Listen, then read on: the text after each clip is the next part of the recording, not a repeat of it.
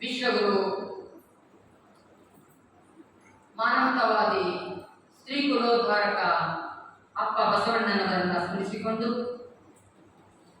ನಮ್ಮ ನಿಮ್ಮೆಲ್ಲರ ಆದರ್ಶಪ್ರಾಯವಾಗಿರುವಂತ ಬಹಳ ದೂರದ ಆದಿಯನ್ನ ಕ್ರಮಿಸುವಂತ ಬದುಕು ಜೀವನವನ್ನೇ ಸಾರ್ಥಕ ಮಾಡಿಕೊಂಡು ಸಮಾಜಕ್ಕೆ ಆದರ್ಶಪ್ರಾಯರಾಗಿ ಮಹಿಳಾ ಕುಲಕ್ಕೆ ಮೊದಲನೆಯ ವಚನಕಾರ್ತಿಯಾಗಿ ಬದುಕಿನ ಮೌಲ್ಯಗಳನ್ನು ಸಮಾಜಕ್ಕೆ ಬಿತ್ತಿರುವಂತ ವೈರಾಗ್ಯದ ತವನಿಧಿಯಾಗಿರುವಂತ ಅಕ್ಕನನ್ನ ಭಕ್ತಿಯಿಂದ ಸ್ಮರಿಸಿಕೊಂಡು ಎಲ್ಲ ದಾರ್ಶನಿಕರನ್ನ ಸಂತ ಮಹಂತರನ್ನ ಶಿವಯೋಗಿಗಳನ್ನ ಭಕ್ತಿಯಿಂದ ಸ್ಮರಿಸಿಕೊಂಡು ಎಲ್ಲ ನಮ್ಮ ಪ್ರೀತಿಯ ಲಿಂಗಾಯತ ಸಮಾಜದ ಎಲ್ಲ ಸದ್ಭಕ್ತ ತಂದೆ ತಾಯಿಗಳಿಗೆ, ತಾಯಂದರಿಗೆ, ಮಕ್ಕಳಿಗೆ, ನಿಮ್ಮೆಲ್ಲರ ಬಸವಚೇತನಕ್ಕೆ ಭಕ್ತಿಯಿಂದ ಶರಣರು ಶರಣ.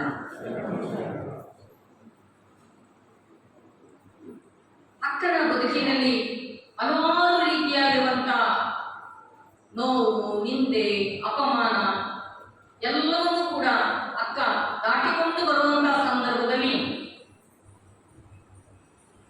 ಹಲವಾರು ರೀತಿಯಾಗಿರುವಂತಹ ತಲ್ಲಣಗಳನ್ನ ಅನುಭವಿಸ್ತಾ ಎಷ್ಟೋ ಜನ ಹೊರಗಿನ ಜನ ಮಾತಾಡಿದ್ರೆ ಪರವಾಗಿಲ್ಲ, ನನ್ನೂರು ತನ್ನೂರು ಅನ್ನೋರೇ ಆ ರೀತಿಯಾಗಿರ್ತಕ್ಕಂಥ ಮಾತುಗಳಿಂದ ನಮ್ಮನ್ನ ಎಚ್ಚರಿಸಿದಂತ ಸಂದರ್ಭದಲ್ಲಿ ಏನ್ ಮಾಡಬೇಕು ಅಂತ ಗೊತ್ತಾಗುವುದಿಲ್ಲ.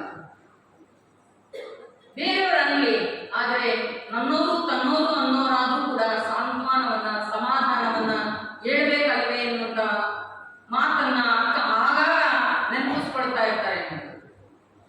ನಾವು ಬದುಕಿನಲ್ಲಿ ಈ ಸಮಾಜದಲ್ಲಿ ಬದುಕಿದ್ದೀವಿ ಅಂದ್ರೆ, ಜೀವನವನ್ನ ನಡೆಸ್ತಾ ಇದ್ದೀವಿ ಅಂದ್ರೆ ಹಲವಾರು ರೀತಿಯಾಗಿರ್ತಕ್ಕಂಥ ನೋವು, ನಿಂದೆ, ಅಪಮಾನ, ಕೋಪ ಇವೆಲ್ಲವೂ ಕೂಡ ಬರೋವೆ. ಅವೆಲ್ಲವೂ ಕೂಡ ಬಂದಂತ ಸಂದರ್ಭದಲ್ಲಿ ಏನ್ ಮಾಡಬೇಕು ಅಂತೇಳಿ ಅಕ್ಕ ಹಲವಾರು ರೀತಿಯಾಗಿರುವಂತಹ ಗುರುಗಳ ಪ್ರಶ್ನೆಯನ್ನ ಕೇಳ್ತಾ ಇರ್ತಕ್ಕಂಥದ್ದು.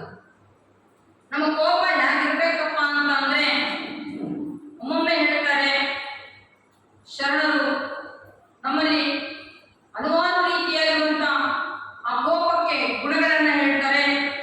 ತಾಮಸ, ರಾಜಸ, ಸಾತ್ವಿಕ ಮತ್ತು ಮಹಾತ್ಮರ ಕೋಪ ಅಂತ ಕೋಪ ಬಂದಂತ ಸಂದರ್ಭದಲ್ಲಿ ಅವರು ಉದಾಹರಣೆಗಳನ್ನ ಕೊಡ್ತಾರೆ. ನಾವು ಒಂದು ವಸ್ತುವಿನ ಮೇಲೆ ಗೆರೆ ಹಿಡಿದಾಗೆ ಕೋಪ ಸ್ವಲ್ಪ ಹೊತ್ತಿರ್ತದೆ, ತದನಂತರ ಹೋಗ್ತದೆ. ಹಾಗೆ ಮತ್ತೆ ನಾವೇನ್ ಮಾಡ್ತೀವಪ್ಪ ಅಂದ್ರೆ ಮರಳಿನ ಮೇಲೆ ಒಂದು ಗೆರೆ ಹಿಡಿತೇವೆ, ಅದು ಸ್ವಲ್ಪ ಗಾಳಿ ಬಂದ್ರೆ ಹಾಗೆ ಹೋಗ್ತದೆ. ಮಹಾತ್ಮರು ಯಾವ ರೀತಿಯಾಗಿ ತನ್ನ ಕೋಪವನ್ನ ಕ್ಷಣಾರ್ಧದಲ್ಲಿ ಕಳ್ಕೊಳ್ತಾ ಇದ್ರು ಅಂದ್ರೆ, ನೀರಿನ ಮೇಲೆ ಗೆರೆ ಹಿಡಿದ್ರೆ ಹೇಗೆ ನಿಲ್ಲೋದಿಲ್ವೋ ಹಾಗೆ ತಮ್ಮ ಕೋಪವನ್ನ ಶಮನ ಮಾಡ್ಕೊಳ್ತಾ ಇದ್ರು. ಇದು ಹಾಗೆ ಬಂತೆ ಇಲ್ಲ, ಹಲವಾರು ರೀತಿಯಾಗಿರುವಂತ ಸಾಧನೆ, ಸೇವೆ, ಅದರ ಮಹತ್ವವನ್ನ ಅರಿತು ಆ ಜ್ಞಾನವನ್ನ, ಅನುಭವವನ್ನ ಪಡ್ಕೊಂಡು ಬದುಕನ್ನ, ಜೀವನವನ್ನ ಮಾಗಿಸಿಕೊಂಡಿದ್ರು ಅನ್ನೋದು. ಆ ಮಾಗಿದ ಬದುಕಾಗಿಸುವಂತ ಹಿನ್ನೆಲೆಯಲ್ಲಿ ಶರಣರು ಹಲವಾರು ರೀತಿಯಾಗಿರುವಂತಹ ಉಳಿಪೆಟ್ಟನ್ನ ತಿಂದಂತ ಒಂದು ಮೂರ್ತಿ ಎಂತ ಸುಂದರವಾಗ್ತದೋ ಹಾಗೆ ಅಕ್ಕನ ಬದುಕಿನಲ್ಲಿ ಎಷ್ಟೊಂದು ರೀತಿಯಾಗಿರುವಂತಹ ನೋವು, ನಿಂದೆ, ಅಪಮಾನ ಆಗ್ತದೆ ಅನ್ನುವಂಥದ್ದು. ಅದೆಲ್ಲವನ್ನೂ ಕೂಡ ಯಾವ ರೀತಿಯಾಗಿ ಸಮಾಧಾನ ಚಿತ್ತನಾಗಿ ಪಡ್ಕೋಬೇಕು ಅನ್ನುವಂಥದ್ದಕ್ಕೆ ಗುರುಗಳು ಹೇಳ್ತಾರೆ. ಸಾಧಕನಾದಂಥವ್ರಿಗೆ, ಆಧ್ಯಾತ್ಮಿಕತೆ ಆದಿಯಲ್ಲಿ ಇರುವಂಥವ್ರಿಗೆ ಕೆಲವೊಂದು ಗುಣಲಕ್ಷಣಗಳಿರಬೇಕು ಅನ್ನುವಂಥದ್ದು ನಾವು ಆಗಾಗ ಹೇಳ್ತಾ ಇರ್ತೀವಿ. ಒಬ್ಬ ಗುರು ಆಗ್ಲಿ, ಒಬ್ಬ ಜಂಗಮನಾಗ್ಲಿ, ಒಬ್ಬ ಸಾಧಕನಾಗ್ಲಿ, ಒಬ್ಬ ಕಾವಿಧಾರಿ ಸ್ವಾಮಿ ಆಗ್ಲಿ ಕೂಡ ಆತನಿಗೆ ಅವರದೇ ಆಗಿರುವಂತಹ ಗುಣಲಕ್ಷಣಗಳು ಇರಬೇಕು ಅನ್ನುವಂಥದ್ದು. ಸುಮ್ಮನೆ ಹೇಗೋ ಹಾಗೆ ದೀಕ್ಷೆಯನ್ನು ಕೊಟ್ಬಿಟ್ಟು ಹೇಗೋ ಆಗ್ಲಿ ಸಾಧನೆ ಮಾಡ್ಕೊಂಡು ಹೋಗು, ನೀನೇನೋ ಬದುಕಿನ ನಿರ್ವಹಣೆ ಮಾಡ್ಕೊಂಡು ಹೋಗು ಅನ್ನುವಂಥದ್ದಲ್ಲ ಅದು ಆಧ್ಯಾತ್ಮಿಕತೆ. ಅಕ್ಕನಿಗೆ ಗುರುಗಳು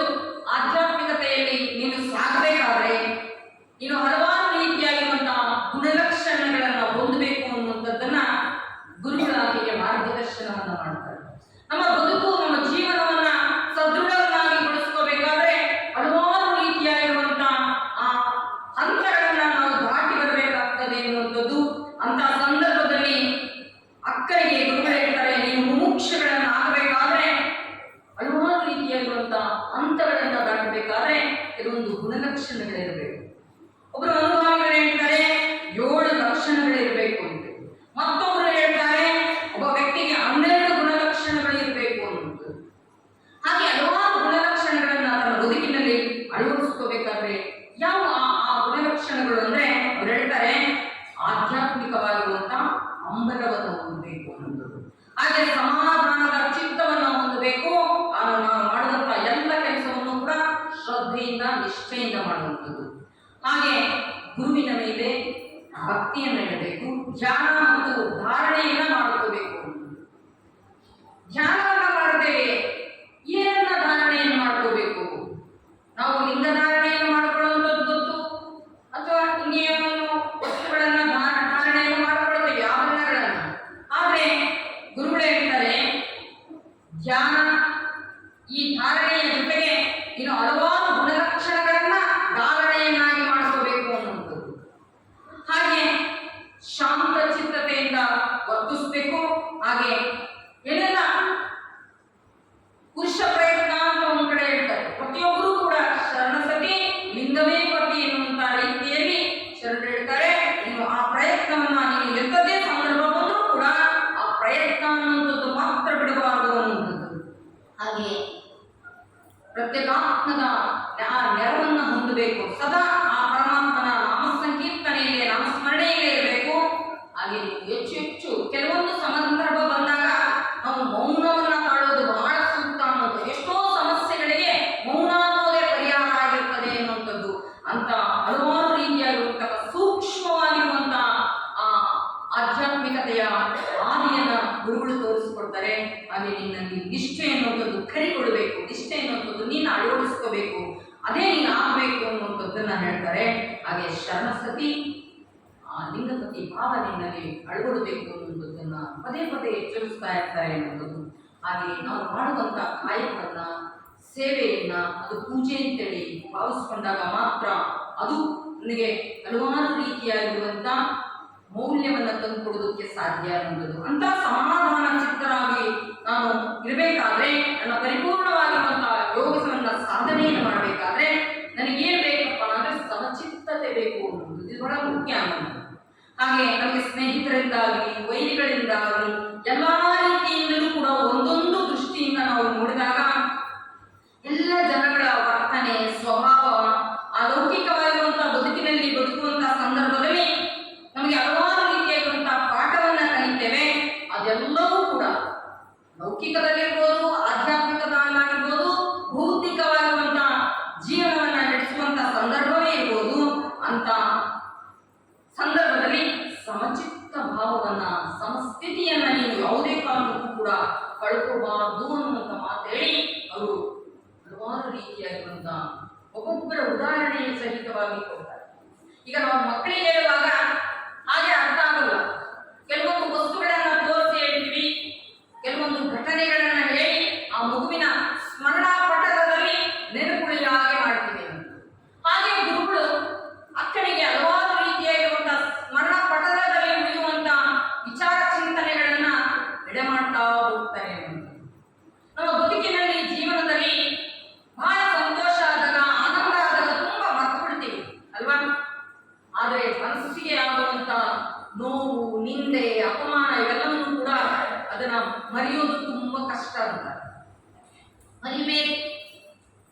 ಸೂರ್ಯ ಹೇಗೆ ಉದಯಿಸಿ ಮತ್ತೆ ಮುಳುಗ್ತಾನೋ, ಚಂದ್ರ ಹೇಗೆ ಹುಟ್ಟಿ ಮತ್ತೆ ಕರಗ್ತಾನೋ, ಹಾಗೆ ನಮ್ಮ ಬದುಕಿನಲ್ಲೂ ಜೀವನದಲ್ಲೂ ಕೂಡ ಪ್ರಕೃತಿಯನ್ನ ನೋಡಿ ಪಾಠ ಕಲಿಬೇಕು ಅಂತ ಹೇಳ್ತಾರೆ ಶರಣರು. ಅದೇ ರೀತಿಯಲ್ಲಿ ನೀವು ಕೂಡ ಸಮಚಿತ್ತ ಭಾವವನ್ನ ತಾಳಬೇಕು. ಎಂಥದೇ ಸಂದರ್ಭ ಬಂದರೂ ಕೂಡ ಸಮಚಿತ್ತತೆಯಿಂದ ಇರಬೇಕು. ಹೀಗೆ ಒಂದು ಉದಾಹರಣೆ ಸಹಿತವಾಗಿ ತಿಳಿಸ್ತೀನಿ ಅಂತ ಹೇಳ್ತಾರೆ. ಹೀಗೆ ಒಂದು ಊರಿನಲ್ಲಿ ಒಬ್ಬ ಸಮಗಾರ ಬಿಂಬವಾನ ಅಂತ ಒಬ್ಬ ತಾಯಿ ಇರ್ತಾಳೆ. ತುಂಬಾ ಶಿವಭಕ್ತಿಯನ್ನ ಮಾಡ್ತಾ ಇರ್ತಾಳೆ. ಆಕೆಗೆ ಆರ್ಥಿಕವಾಗಿರುವಂತಹ ಬಡತನ ಇರ್ತದೆ, ಆದ್ರೆ ಆಧ್ಯಾತ್ಮಿಕತೆಯಲ್ಲಿ ಆಕೆ ಯಾವುದೇ ರೀತಿಯಾಗಿರುವಂತಹ ಕೊರತೆ ಇರಲಾರದಂತಹ ಒಬ್ಬ ತಾಯಿ. ಆಕೆ ಏನ್ ಮಾಡ್ತಾಳೆ ಅಂದ್ರೆ ಊರು ಹೊರಗೆ ಪುಟ್ಟ ಗುಡಿಸಲನ್ನ ಹಾಕಿ ಜೀವನವನ್ನ ಮಾಡ್ತಾ ಇರ್ತಾಳೆ. ಒಂದು ದಿನ ಹೀಗೆ ಪ್ರತಿನಿತ್ಯವೂ ಕೂಡ ಆ ದೇವಾಲಯಕ್ಕೆ ಹೋಗ್ಬಿಟ್ಟು ಭಗವಂತ ಯಾವ ರೂಪದಲ್ಲೋ ನೀನು ಒಟ್ಟಾರೆ ನಾನು ಸೇವೆ ಮಾಡಬೇಕು ಅಂತೇಳಿ ಆ ಒಂದು ಗುಡಿಗೆ ಹೋಗಿ ಪ್ರತಿನಿತ್ಯವೂ ಕೂಡ ಕಸ ಗುಡಿಸಿ ಬರ್ತಾರೆ. ಆ ಕಸ ಗುಡಿಸುವಂತ ಸಂದರ್ಭದಲ್ಲಿ ಯಾಕೆ ಅನ್ಕೊಂತಾಳೆ, ಭಗವಂತ ನಾನು ಇಲ್ಲಿ ಕಸ ಗುಡಿಸ್ತಾ ಇದ್ದೀನಿ, ಪ್ರತಿನಿತ್ಯವೂ ಕೂಡ ನಾವೇನು ಕಾಯಕ ಮಾಡ್ತೀವೋ ಆ ಭೌತಿಕವಾಗಿ ಮಾಡ್ತಾ ಮಾಡ್ತಾ ನನ್ನ ಅಂತರಂಗಕ್ಕೆ ಅದನ್ನು ಅಳವಡಿಸ್ಕೋಬೇಕು ಅಂತ ಹೇಳ್ತಾರೆ. ಹಾಗೆ ಆಕೆ ಕಸವನ್ನ ಗುಡಿಸ್ತಾ ಗುಡಿಸ್ತಾ ತನ್ನ ಮನಸ್ಸಿನ ಕಸವನ್ನು ಕೂಡ, ತನ್ನ ಮನಸ್ಸಿನ ಕೊಳೆಯನ್ನು ಕೂಡ ಕಳ್ಕೊಳ್ತಾ ಪ್ರತಿನಿತ್ಯವೂ ಕೂಡ ಕಸ ಗುಡಿಸೋದು ಬರೋದು ಮಾಡ್ತಾ ಇರ್ತಾಳೆ. ಒಂದು ದಿನ ಒಬ್ಬ ಶಿವಯೋಗಿ ಆ ದಾರಿಯಲ್ಲಿ ಬರುವಂತಹ ಸಂದರ್ಭದಲ್ಲಿ ಆ ದೇವಾಲಯದಲ್ಲಿ ಬಂದು ಆಶ್ರಯವನ್ನು ಪಡ್ಕೊಳ್ತಾರೆ. ಆಶ್ರಯವನ್ನು ಪಡ್ಕೊಂಡಾಗ ಅವ್ರು ಬಂದು ಕೂತ್ಕೊಳ್ಳುವಂತ ವಿಧಾನವನ್ನು ನೋಡಿ ಆ ತಾಯಿ ಹೇಳ್ತಾಳೆ, ಅಪ್ಪೋರೆ ನಿಮಗೆ ಬಹಳ ವಯಸ್ಸಾಗಿದೆ, ನಿಮಗೆ ಹುಷಾರಿಲ್ಲ ಅಂತ ಕಾಣ್ತದೆ ಅಂತ. ಹೌದವ್ವ, ನನಗೆ ಕೆಮ್ಮು ತಮ್ಮು ಇದೆ, ನನ್ನ ಆರೋಗ್ಯ ಸರಿ ಇಲ್ಲ. ಹಾಗೆ ನಿಮ್ಮ ಆರೈಕೆ ಪೂರೈಕೆಯನ್ನ ಮಾಡೋದಕ್ಕೆ, ನಿಮ್ಮ ಸಂರಕ್ಷಣೆಯನ್ನು ಮಾಡೋದಕ್ಕೆ ಯಾರು ಇಲ್ಲವೇ ಅಂತೇಳಿ ಆ ತಾಯಿ ಕೇಳಿದಂತ ಸಂದರ್ಭದಲ್ಲಿ ಅವ್ರು ಹೇಳ್ತಾರವ್ವ, ನಾನೊಬ್ಬ ಸನ್ಯಾಸಿ, ನನ್ನಂತ ಒಬ್ಬ ಸನ್ಯಾಸಿಯನ್ನ ಯಾರು ನೋಡ್ಕೊಳ್ತಾರೆ? ಲೌಕಿಕ ಬದುಕಿನಲ್ಲಾದ್ರೆ ಬಂಧು ಬಳಗ ಎಲ್ಲರೂ ಇರ್ತಾರೆ, ನಾನೊಬ್ಬ ಸನ್ಯಾಸಿ, ನನಗೆ ಯಾರು ಇಲ್ಲ, ನನಗೆ ಭಗವಂತನ ದಯೆ ದಯೆ ಅಂತೇಳಿ ಹೇಳಿದಾಗ ಆಕೆ, ಅಜ್ಜ ನಾನು ಕಡಿಮೆ ಕುಡಿದವಳು, ನನಗೂ ಕೂಡ ಗುರು ಸೇವೆ ಮಾಡಬೇಕು, ಗುರುವಿಗೆ ಏನಾದರೂ ಉಳಿಸ್ಬೇಕು, ತಿಳಿಸ್ಬೇಕು, ಆಗ ಮುಖಾಂತರವಾಗಿ ಭಗವಂತನ ಸೇವೆಯನ್ನು ಮಾಡಿ ನಾನು ಕೂಡ ಪುನೀತನಾಗಬೇಕು, ನನ್ನ ಭಕ್ತಿಯನ್ನು ಭಗವಂತನಿಗೆ ಸಮರ್ಪಣೆಯನ್ನು ಮಾಡಬೇಕು ಅಂತೇಳಿ ಆ ತಾಯಿ ಕೇಳ್ತಾಳೆ. ಅಜ್ಜ ನಾನು ಮಾಡಲೆ ಸೇವೆಯ, ನಾನು ಕೆಳಕುಳಿದವನು ಎಳಮಗಳು ಅಂದಾಕ್ಷಣ ಅಜ್ಜ ಹೇಳ್ತಾರೆ, ಅವ್ವ ನಾನು ಜಾತಿ ನೋಡೋರಲ್ಲ, ನಾನು ಅಜಾತನಾಗಿರುವಂತ, ನನ್ನ ಹೆಸರು ನಾಗಲಿಂಗ ಅಂತೇಳಿ. ಆಗ ತಾಯಿ ಏನ್ ಮಾಡ್ತಾಳೆ ಅಂದ್ರೆ, ಹಸ್ಕೊಂಡಿರ್ತಾರೆ, ಬೇಗ ಬೇಗ ಮನೆಗೆ ಹೋಗಿ ಸ್ನಾನವನ್ನ ಮಾಡಿಕೊಂಡು ಭಕ್ತಿಯಿಂದ ವಿಭೂತಿ ಧಾರಣೆ ಮಾಡಿಕೊಂಡು ಆಕೆ ಬಿಸಿ ನೀರು ಕಾಯಿಸ್ಕೊಂಡು ಅಂಬ್ಲಿ ಮಾಡ್ಕೊಂಡು ಬರ್ತಾಳೆ. ಒಂದು ಗುರುವಿಗೆ ಮುಖವನ್ನ ತೊಳೆಸಿ ವಿಭೂತಿ ಧಾರಣೆ ಮಾಡಿಸಿ ಪ್ರತಿನಿತ್ಯವೂ ಕೂಡ ಅಂಬಲಿಯನ್ನ ಕುಡಿಸಿ, ಮತ್ತೆ ಬಂದವರು ಆ ದೇವಸ್ಥಾನದಲ್ಲಿ ಕಸ ಗುಡಿಸೋದು, ಬಿಸಿ ನೀರು ಅಂಬಲಿ ತರೋದು, ಅಜ್ಜನಿಗೆ ಮುಖ ತೊಳಿಸೋದು, ಅಂಬಲಿಯನ್ನ ಕುಡಿಸೋದು, ಹೀಗೆ ಮಾಡ್ತಾ ಇರುವಂತಹ ಸಂದರ್ಭದಲ್ಲಿ ಕಾಲಾನಂತರ ಆ ಕೆಮ್ಮು ದಮ್ಮು ಅನ್ನುವಂತ ಆ ವ್ಯಾಧಿ ಏನಿತ್ತಲ್ಲ ಕಾಯಕ್ಕೆ ಶರೀರಕ್ಕೆ ಬಂದಿದ್ದು ಕಾಲಾನಂತರ ಅದು ಸರಿದು ಹೋಗ್ತದೆ. ಆ ಹೋದಂತ ಸಂದರ್ಭದಲ್ಲಿ ಚೆನ್ನಾಗಾಗ್ತದೆ. ಆಗ ಅಜ್ಜನಿಗೆ ತುಂಬಾ ಗೌರವ ಮತ್ತೆ ಅಭಿಮಾನ. ಇಂತಹ ಹೆಣ್ಮಗಳು ತಾಯಿ ಮಗನನ್ನ ಆರೈಕೆಯನ್ನು ಮಾಡಿದಾಗ ಯಾಕೆ ಎಷ್ಟು ಚೆನ್ನಾಗಿ ನನ್ನ ಆರೈಕೆ ಮಾಡಿದ್ದು, ನನ್ನ ಹೊಟ್ಟೆ ಹುಟ್ಟಿದ ಮಕ್ಕಳೇ ಮಕ್ಕಳಲ್ಲ, ನನ್ನ ಯಾವ ಪ್ರೀತಿ ವಿಶ್ವಾಸದಿಂದ ನೋಡ್ಕೊಳ್ತಾರೋ ಅವರೇ ನನ್ನ ಮಕ್ಕಳು ಅಂತೇಳಿ ಭಾವಿಸಿ ಅಜ್ಜ ಆಕೆ ಮೇಲೆ ತುಂಬಾ ಗೌರವ ಅಭಿಮಾನ. ಅವ್ವ ನಿನ್ನಿಂದ ನನ್ನ ಕಾಯಿಲೆ ವಾಸಿಯಾಯಿತು ಅಂತೇಳಿ ಪ್ರತಿನಿತ್ಯವೂ ಕೂಡ ಮಕ್ಕಳು ಹೇಗೆ ತಂದೆ ತಾಯಿಗಳ ಹತ್ರ ಬಂದು ಕೇಳ್ತಾರೆ ನೋಡಿ, ಏನಾದ್ರು ಬೇಕಾದ್ರೆ ಅಮ್ಮ ನನ್ ಚಾಕ್ಲೇಟ್ ಕೊಡು, ಉಂಡೆ ಕೊಡು, ನನ್ಗೊಂದು ರೂಪಾಯಿ ಕೊಡು ಅಂತ ಎಲ್ಲ ಕೇಳ್ತಾವಲ್ವಾ, ಹಾಗೆ ಆ ಶಿವಯೋಗಿಯ ಮನಸ್ಸು ಮುಗ್ಧತೆಯಿಂದ ಕೂಡಿತು. ಆಧ್ಯಾತ್ಮಿಕ ಜೀವಿಗಳೆಲ್ಲವೂ ಕೂಡ ಸಾಧನೆಯ ಹಂತವನ್ನ ದಾಟಿದಂತ ಸಂದರ್ಭದಲ್ಲಿ ಅವರು ಮಕ್ಕಳಿದ್ದಾಗಿರ್ತಾರೆ ಅಂತ ಮಗುವಿನಂತ ಮನಸ್ಸುಗಳಂತ ಆ ನಾಗಲಿಂಗಜ್ಜ ಪ್ರತಿನಿತ್ಯವೂ ಕೂಡ ಆ ಸಮಗಾರ ಭೀಮನ ಮನೆಗೆ ಬಂದು ಪ್ರತಿನಿತ್ಯವೂ ಕೂಡ ಅವರಿಗೆ 1 ರೂಪಾಯಿ ಕೊಡಬೇಕಾಗುತ್ತೆ. ಪ್ರತಿನಿತ್ಯವೂ ಕೂಡ ಬಂದು ಆ 1 ರೂಪಾಯಿ ಇಸ್ಕೊಂಡು ಹೋಗುವಂತ ಆ ತಾಯಿ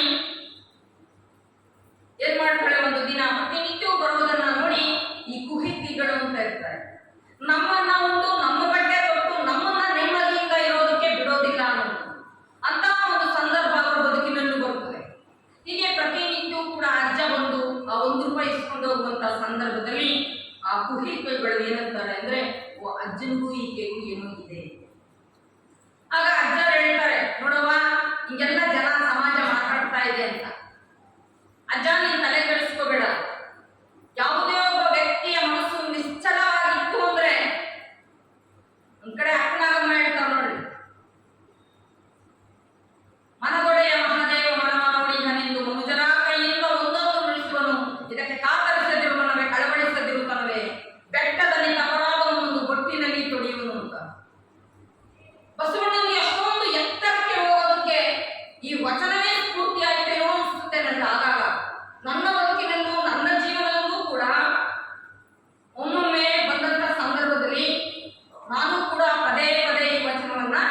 ಹೇಳ್ತಾ ಇರ್ತೀನಿ ಅನ್ನೋದು.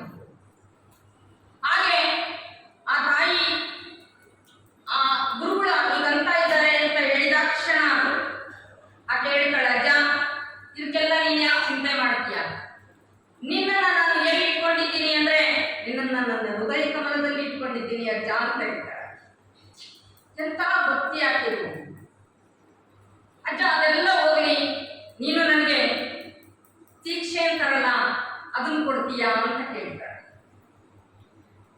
ಸುಮ್ಮನೆ ಕೊಡತ್ತೇನು, ಅದೇನು ವಸ್ತುವೇ, ಅದೇನು ನೀನು ನನಗೆ ತಂದು ಪ್ರಸಾದವನ್ನು ಎಡೆ ಮಾಡ್ತೀಯಲ್ಲ ಅದು ಪುಂಡಿ ಪಲ್ಯನೇ ಅಂತ ಪ್ರಶ್ನೆ ಮಾಡ್ತಾರೆ. ಇಲ್ಲ ಅಜ್ಜ, ನಾನು ಪಡ್ಕೋಬೇಕು. ಹಂಗೆ ಬರ್ತದ ಅದು ಅಂತ ಮತ್ತೆ ಕೇಳ್ತಾರೆ. ಅಜ್ಜ ನಾನು ಮಾಡ್ಬೇಕಾದ್ರೆ ಏನ್ ಮಾಡ್ಬೇಕು ಅಂತ.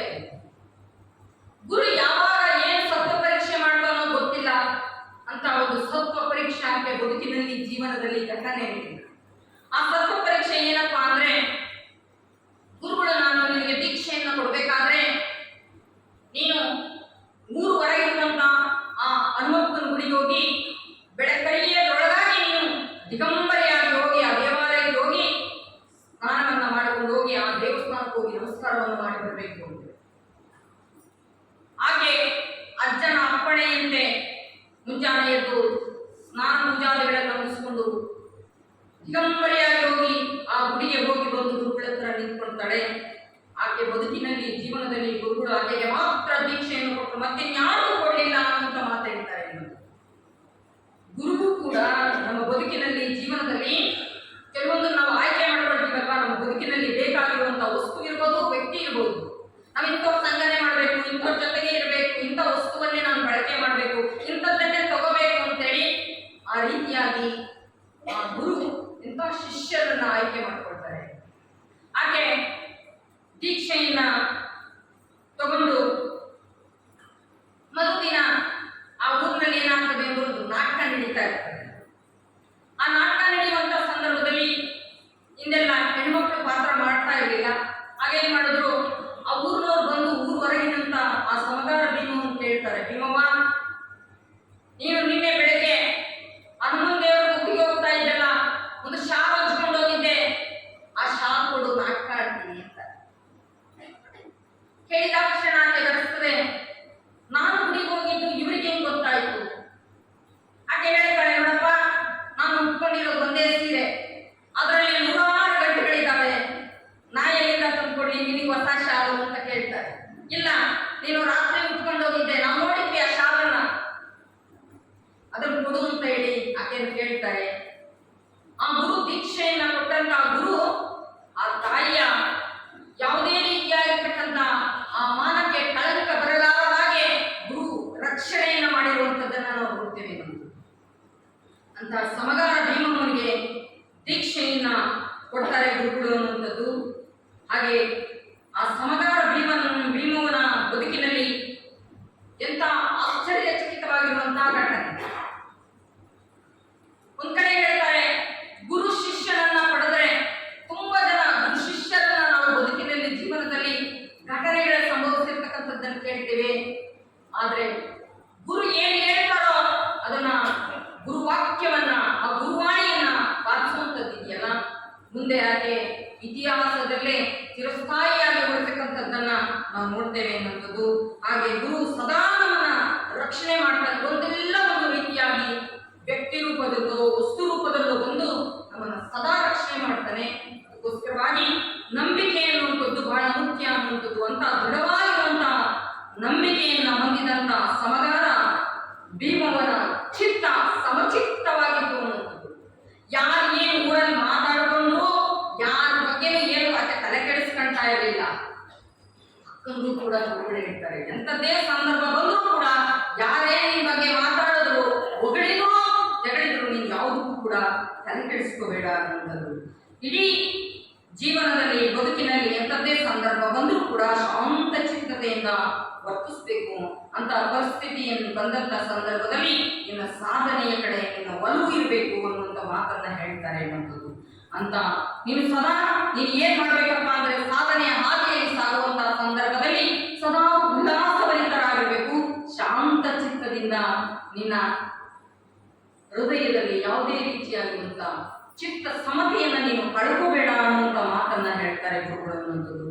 ಹಾಗೆ ಪ್ರಶಾಂತವಾಗಿರ್ತಕ್ಕಂಥ ವಾತಾವರಣದಲ್ಲಿ ನೀನು ಬೆಳೆದಿದ್ಯಾ, ನಿನಗೆ ಹಲವಾರು ರೀತಿಯಾಗಿರುವಂತಹ ಅವಕಾಶಗಳಿದೆ. ಆ ಅವಕಾಶವನ್ನ ನಿನ್ನ ತಂದೆ, ನಿನ್ನ ಮನಸ್ಥಿತಿ, ನಿನ್ನ ಪರಿಸ್ಥಿತಿಯನ್ನ ಅರ್ತಿದ್ದಾರೆ ಅಂತ ಸಂದರ್ಭ ನಿನಗೆ ಒದಗಿ ಬಂದಿದೆ, ನೀನು ಅದನ್ನ ಪಡ್ಕೋ ಎನ್ನುವಂತ ಮಾತನ್ನ ಹೇಳ್ತಾರೆ.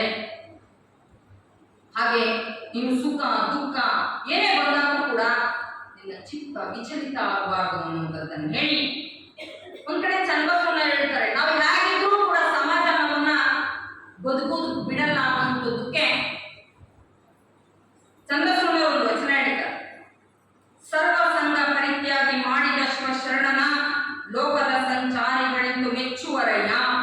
ಊರೊಳಗಿದ್ದರೆ ಉಪಾಧಿಕನೆಂಬರು, ಅಡವಿಯೊಳಗಿದ್ದರೆ ಮೃಗನೆಂಬರು, ಒನ್ನ ಬಿಟ್ಟರೆ ದರಿದ್ರನೆಂಬರು, ಹೆಣ್ಣ ಬಿಟ್ಟರೆ ನಪುಂಸಕನೆಂಬರು, ಮಣ್ಣ ಬಿಟ್ಟರೆ ಪೂರ್ವಕರ್ಮಿ ಎಂಬರು, ಮಾತನಾಡದಿದ್ದರೆ ಮೂಗನೆಂಬರು, ಮಾತನಾಡಿದರೆ ಜ್ಞಾನಿಗೇಕಯ್ಯ ಮಾತೆಂಬರು, ನಿಜವನಾಡದಿದ್ದರೆ ನಿಷ್ಠೂರಿ ಎಂಬರು, ಸಮತೆಯ ನುಡಿಯದಿದ್ದರೆ ಅಂಜುವನೆಂಬರು. ಇದೇ ಕಾರಣ ಕೂಡಲ ಚನ್ನ ಸಂಗಮ ದೇವ ನಿಮ್ಮ ಶರಣ, ಲೋಕದಿಚ್ಛೆಯ ನುಡಿಯ ಲೋಕದಿಚ್ಛೆಯ ನಡೆಯ. ಶರಣರು ತನಗೆ ಭಗವಂತ ಯಾವ ರೀತಿಯಾಗಿ ಸೂಚನೆ ಸಲಹೆಗಳನ್ನ ಕೊಡ್ತಾನೋ ಆ ರೀತಿಯಾಗಿ ನಡೆದ್ರು ಅನ್ನೋದು. ಅದಕ್ಕೆ ನೆನ್ನೆ ಈ ದಿನ ನಾವು ನೆನಪಿಸ್ಕೊಂಡ್ವಿ, ಶರಣರು ಈ ಲೋಕದಂತೆ ಬಂದವರಲ್ಲ, ಈ ಲೋಕದಂತೆ ಇದ್ದವರಲ್ಲ, ಈ ಲೋಕದ ಹಾಗೆ ಓದೋರು ಅಲ್ಲ. ಈ ಲೋಕಕ್ಕೆ ಬಂದು ಜ್ಞಾನವನ್ನ ಅನುಭವವನ್ನ ಪಡ್ಕೊಂಡು ಮುಕ್ತಿಯ ಪದತಕ್ಕ ಸಾಕಿದಂಥವ್ರು. ಅಂತ ಶರಣರ ನಿಲವನ್ನ ಕಾಣಬೇಕು. ಹಾಗಾದ್ರೆ ಮಾತ್ರ ನಾವು ಬದುಕಿನಲ್ಲಿ ಜೀವನದಲ್ಲಿ ಸಮಚಿತ್ತ ಬರೋದಕ್ಕೆ ಸಾಧ್ಯ ಆಗ್ತದೆ ಎನ್ನುವಂಥದ್ದನ್ನ ಚನ್ನಬಸವಣ್ಣವರು ಬಹಳ ಚೆನ್ನಾಗಿ ಹೇಳ್ತಾರೆ ಎನ್ನುವಂಥದ್ದು. ಸರ್ವಸಂಗ ಪರಿತ್ಯಾಗ ಮಾಡಿದಂತ ಆ ಶಿವಶರಣನಿಗೆ ಈ ಲೋಕದಲ್ಲಿ ಭೌತಿಕವಾಗಿರುವಂತಹ ಪ್ರಪಂಚದ ಜನತೆಯನ್ನ ಮೆಚ್ಚಿಸೋದು ಅಷ್ಟು ಸುಲಭದ ಕೆಲಸ ಅಲ್ಲ. ಆದರೂ ಕೂಡ ಶರಣರು ಅದ್ಯಾವುದಕ್ಕೂ ಕೂಡ ತಲೆನೇ ಕೆಡಿಸಿಕೊಳ್ಳಲ್ಲ. ಹಾಗೆ ಹಲವಾರು ರೀತಿಯಾಗಿರುವಂತಹ ಉದಾಹರಣೆಗಳನ್ನ ಕೊಡ್ತಾ ಹೋಗ್ತಾರೆ. ಊರೊಳಗಿದ್ರೆ ಈತ ಏನೋ ಲೌಕಿಕವಾಗಿರುವಂತಹ ಬದುಕಿನ ನಿರ್ವಹಣೆಗೋಸ್ಕರವಾಗಿ ಇದ್ದಾನೇನೋ, ಜೀವನ ಮಾಡೋದಿದ್ದಾನೇನೋ ಅಂತಾರೆ. ಹಾಗೆ ಕಾಡಲ್ಲಿದ್ರೆ ಈತ ಕಾಡಲ್ಲಿದ್ದಾನೆ, ಕಾಡಲ್ಲಿ ಬದುಕ್ತಾ ಇದ್ದಾನೆ, ಕಾಡಲ್ಲಿ ಏನ್ ತಿಂದಿರ್ತಾನೆ, ಹೇಗೆ ಜೀವನ ಮಾಡ್ತಾನೆ, ಇದ್ರ ಜೊತೆ ಯಾರಿರ್ತಾರೆ, ಹಲವಾರು ಜನ ಪ್ರಶ್ನೆಯನ್ನ ಮಾಡ್ತಾರೆ. ಆದ್ರೆ ಅವ್ರಿಗೆ ಸಂಬಂಧ ಇಲ್ಲಿರುವಂತ ಅವರ ಬದುಕಿನ ಬಗ್ಗೆ ಇವರು ತಲೆ ಕೆಡಿಸಿಕೊಳ್ಳುವಂಥದ್ದು. ಹೀಗೆ ನಮ್ಮನ್ನ ಒಂದು ಹೆಣ್ಣು ಇವೆಲ್ಲವೂ ಕೂಡ ಬಿಟ್ಟಾಗ ಹಲವಾರು ರೀತಿಯಾಗಿರುವಂತಹ ಮಾತುಗಳನ್ನ ಆಡೋದನ್ನ ಕೇಳಿಸ್ಕೊಳ್ತವೆ. ಆದ್ರೆ ಶರಣರು ಯಾವುದಕ್ಕೂ ಕೂಡ ಲೌಕಿಕವಾಗಿ ಭೌತಿಕವಾಗಿದ್ದಕ್ಕೆ ಯಾರು ಕೂಡ ತಲೆನೇ ಕೆಡಿಸಿಕೊಳ್ಳಿಲ್ಲ ಅನ್ನೋದು. ಅಂತ ನಿಶ್ಚಿಂತತೆಯ ಬದುಕನ್ನ ಬದುಕಿ ಲೋಕದ ಈ ವ್ಯವಹಾರದ ಜೊತೆ ಅವರು ಒಡನಾಟ ಮಾಡಿದವರೇ ಅಲ್ಲ ಅನ್ನೋದು. ಅದರಿಂದ ಆಚೆಗೆ ಮಾತು ಮೌನ, ಮಾತು ಬೆಳ್ಳಿ, ಮೌನ ಬಂಗಾರವನ್ನಾಗಿ ಬಂಗಾರದಂತಹ ಬದುಕನ್ನ ಬದುಕಿ ಆ ಬಂಗಾರದ ಬದುಕಿನ ಮುಖಾಂತರವಾಗಿ ನಾವು ಹೇಗೆ ಬದುಕಬೇಕು ಅನ್ನುವಂಥದ್ದನ್ನ ಶರಣರು ಹಲವಾರು ರೀತಿಯಾಗಿರುವಂತ ನಮಗೆ ಮಾರ್ಗದರ್ಶನವನ್ನ ಮಾಡ್ತಾರೆ. ಅಕ್ಕನಿಗೆ ಗುರುಗಳು ಹೇಳ್ತಾರೆ, ನೀವು ಸದಾ ಸಮಚಿತ್ತತೆಯನ್ನ ಕಾಯ್ಕೋಬೇಕು ಅನ್ನುವಂಥದ್ದು. ಸಿದ್ದರಾಮೇಶ್ವರರ ವಚನವನ್ನ ಹೇಳ್ತಾ ಸಾಧಕನಿಗೆ ಅತ್ಯುನ್ನತವಾಗಿರುವಂತಹ ಮಟ್ಟದ ಶಾಂತಿಯೇ ನಮಗೆ ದೊರಕಬೇಕಪ್ಪ ಅಂದ್ರೆ ಸಮಚಿತ್ತವನ್ನ ಕಾಯ್ಕೋಬೇಕು. ಸಿದ್ದರಾಮೇಶ್ವರರು ಯಾವ ರೀತಿಯಾಗಿ ಸಮಚಿತ್ತವನ್ನ ಕಾಯ್ಕೊಂಡಿದ್ರೋ ನೀನು ಕೂಡ ಅಂತದೇ ಸಮಚಿತ್ತವನ್ನ ನೀನು ಕಾಯ್ಕೋಬೇಕು ತಾಯಿ ಅಂತೇಳಿ.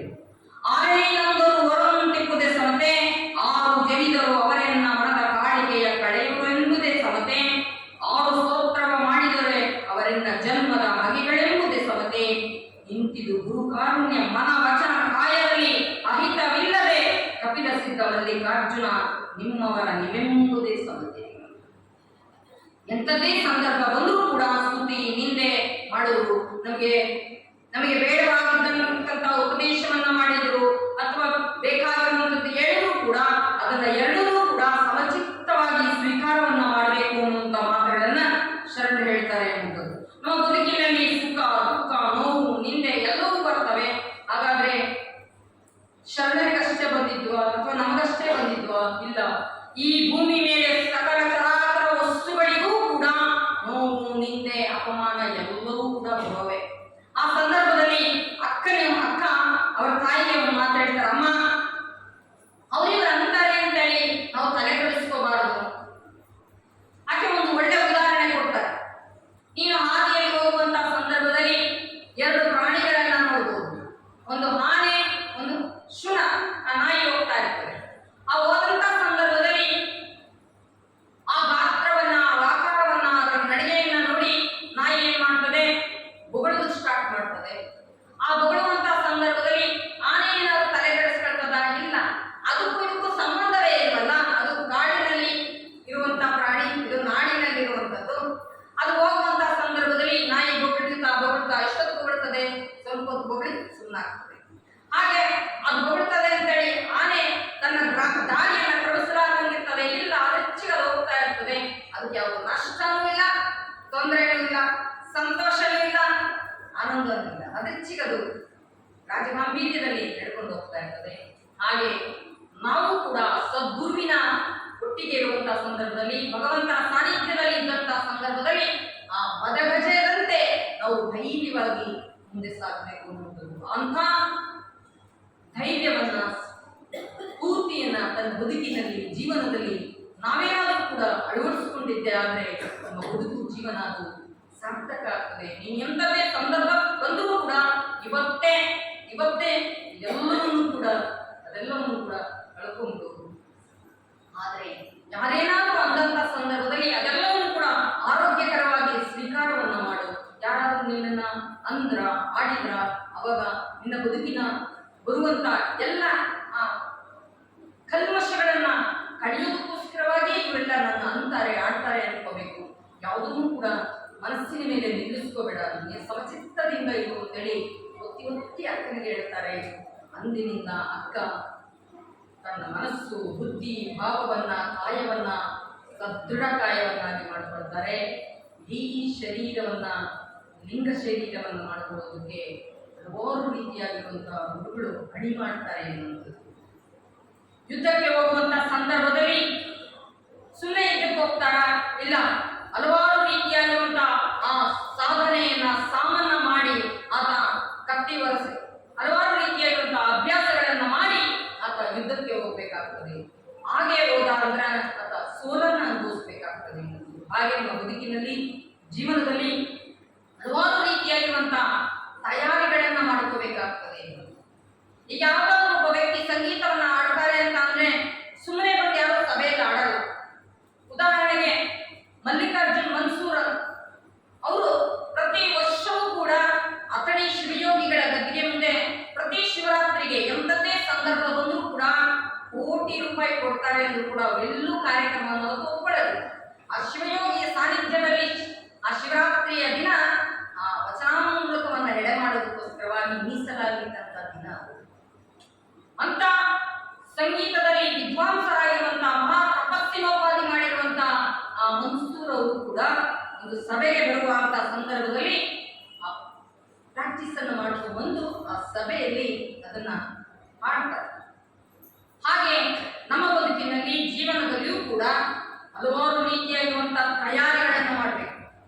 ಭೌತಿಕವಾಗಿ ನಾವೆಲ್ಲ ತಾಯಿಗಳು ಅಡಿಗೆಯನ್ನು ಮಾಡಬೇಕಾದ್ರೆ ಎಲ್ಲ ಪದಾರ್ಥಗಳನ್ನ ತಯಾರು ಮಾಡಿಕೊಂಡು ಇಂಥದ್ದೇ ಮಾಡಬೇಕು ಅಂತೇಳಿ ನನ್ನ ತಲೆಯಲ್ಲಿ ಹೇಗೆ ಯೋಚನೆ ಮಾಡಿ ಅದನ್ನ ಕಾರ್ಯರೂಪಕ್ಕೆ ತಂದು ಮಾಡ್ತೀವೋ, ನಾವು ಕೂಡ ಏನಾದರೂ ಒಂದು ಅಭಿವೃದ್ಧಿ ಕಾರ್ಯವನ್ನು ಮಾಡಬೇಕು ಅಂತ ಅಂದಾಗ ಅದಕ್ಕೆ ಹಲವಾರು ರೀತಿಯಾಗಿರುವಂತಹ ಯೋಜನೆಗಳನ್ನ, ಉದಾಹರಣೆಗೆ ಒಂದು ಮನೆ ಕಟ್ಟಬೇಕು ಅಂತ ಇದ್ದೀವಿ ಅಂದ್ರೆ ಸುಮ್ಮನೆ ಹಾಗೆ ಮನೆ ಕಟ್ಟಿರ್ತೀವಿ ಅಂದ ತಕ್ಷಣ ಮನೆ ಕಟ್ಟಕ್ಕಾಗ್ತದ? ಇಲ್ಲ. ಅದಕ್ಕೆ ಆರ್ಥಿಕವಾಗಿರುವಂತಹ ಸದೃಢತೆಯೂ ಕೂಡ ಬೇಕು, ಮಾನಸಿಕವಾಗಿರುವಂತಹ ಸಿದ್ಧತೆಯೂ ಕೂಡ ಬೇಕು. ಆ ಎರಡು ರೀತಿಯಾಗಿರುವಂತಹ ಸಿದ್ಧತೆಯನ್ನ ಮಾಡಿಕೊಂಡು ಅದಕ್ಕೆ ಪೂರಕವಾಗಿರುವಂತಹ ಎಲ್ಲ ಪರಿಕರಗಳನ್ನ ಇಟ್ಕೊಂಡು ನಾನು ಅದಕ್ಕೆ ಮಾಡೋದಕ್ಕೆ ಅಣಿಯಾದರೆ ಆ ಕಾರ್ಯದಲ್ಲಿ ಯಶಸ್ಸನ್ನ ಗಳಿಸ್ತೀನಿ ಅಂತ. ಹಾಗೆ ಅಕ್ಕನೂ ಕೂಡ ಆ ಎಲ್ಲ ರೀತಿಯಾಗಿರುವಂತಹ ಕಾರ್ಯವನ್ನ ಮಾಡೋದಕ್ಕೆ ಗುರುಮುಖೇನ ಆಕೆ ಅಣಿಯಾಗ್ತಾರೆ. ಲೌಕಿಕವಾಗಿರುವಂತಹ ಪಾಠವನ್ನ ನಮಗೆ ಯಾರಾದ್ರೂ ಎಲ್ಲಾದ್ರೂ ಕಲಿಸ್ತಾರೆ, ಆದ್ರೆ ಆಧ್ಯಾತ್ಮಿಕವಾಗಿರುವಂತಹ ಪಾಠವನ್ನ ಕಲಿಸೋದಕ್ಕೆ ಅಂತ ಯೋಗ್ಯವಾಗಿರುವಂತಹ ಗುರುವನ್ನ ಪಡೆಯೋದಕ್ಕೂ ಕೂಡ ಹಲವಾರು ರೀತಿಯಾಗಿರ್ತಕ್ಕಂಥ ಪುಣ್ಯದ ಫಲವನ್ನ ತಂದಿರಬೇಕು ಅಂತ ಗುರುವನ್ನ ಪಡ್ಕೊಳ್ಳೋದಕ್ಕೆ ಹಲವಾರು ರೀತಿಯಾಗಿರುವಂತ ಸಂಸ್ಕಾರ ಕೂಡ ಬೇಕಾಗ್ತದೆ ಅನ್ನೋದು. ಅಂತ ಸಂಸ್ಕಾರವನ್ನ ಅಕ್ಕ ಆ ಮನೆಯಲ್ಲಿ ಪಡೆದಿರ್ತರುವಂಥದ್ದು. ಅಂತ ಸಂಸ್ಕಾರಯುಕ್ತವಾಗಿರುವಂತ ಅಕ್ಕ ಮತ್ತೆ ಒಂದು ಹೆಜ್ಜೆ ಇಡ್ತಾ ಪರಮಾತ್ಮನ ನಿಲುವನ್ನ ಅರಿಬೇಕು. ಇನ್ನೂ ಹೆಚ್ಚಿನದಾಗಿ ಪರಮಾತ್ಮನ ಸಾನ್ನಿಧ್ಯಕ್ಕೆ ನಾನು ಹತ್ತಿರ ಆಗೋದಕ್ಕೆ ಹಲವಾರು ರೀತಿಯಾಗಿರುವಂತಹ ಚಿಂತನೆಗಳನ್ನ ಮಾಡ್ತಾರೆ, ಗುರುಗಳತ್ತ ಪ್ರಶ್ನೆಯನ್ನ ಮಾಡ್ತಾರೆ ಎನ್ನುವಂಥದ್ದು. ಹಾಗೆ ಗುರುಗಳು ಆ ಅಕ್ಕನಿಗೆ ಹೇಳ್ತಾರೆ, ಉಡಿತಡಿಯಿಂದ ಅಕ್ಕ ಹಲವಾರು ರೀತಿಯಾಗಿರುವಂತಹ ಊರೇ ಆಕೆಗೆ ಒಂದು ಪಾಠವನ್ನ ಕಲಿಸಿರ್ತಕ್ಕಂಥದ್ದನ್ನು ನಾವು ನೋಡ್ತೇವೆ. ಅಂತ ಅಕ್ಕನಲ್ಲಿ ಹಲವಾರು ರೀತಿಯಾಗಿರುವಂತಹ ವಿಚಾರಗಳು ಸ್ಫುರಿಸುವಂಥದ್ದು. ನಾವು ಭೂಮಿಗೆ ಬೀಜ ಹಾಕ್ತೀವಿ, ಬೀಜ ಹಾಕಿದ ತಕ್ಷಣ ಅದು ಹೇಗೆ ಬದಲಾವಣೆಯನ್ನಾಗ್ತದೋ ಹಾಗೆ ಅಕ್ಕನ ಬದುಕಿನಲ್ಲಿ ಹಲವಾರು ರೀತಿಯಾಗಿರುವಂತಹ ಬದಲಾವಣೆಗಳ ಆಗೋದಕ್ಕೋಸ್ಕರವಾಗಿ, ಆಧ್ಯಾತ್ಮಿಕವಾಗಿರುವಂತಹ ಬೆಳವಣಿಗೆಗೋಸ್ಕರವಾಗಿ ಗುರು ತನ್ನಲ್ಲಿರುವಂತಹ ವಿದ್ಯೆಯನ್ನೆಲ್ಲವನ್ನೂ ಕೂಡ ತಾನು ಗೌಣ ಆಗಿ ಶಿಷ್ಯನನ್ನ ಎತ್ತರಕ್ಕೆ ಕೊಂಡೊಯ್ಯುವಂತ ರೀತಿ ಇದೆಯಲ್ಲ, ಅದು ಗುರುವಿನಲ್ಲಿರುವಂತ ಬಹಳ ಮೌಲ್ಯಯುತವಾಗಿರುವಂತ ಗುರುವಿನ ಲಕ್ಷಣ ಅಂತ.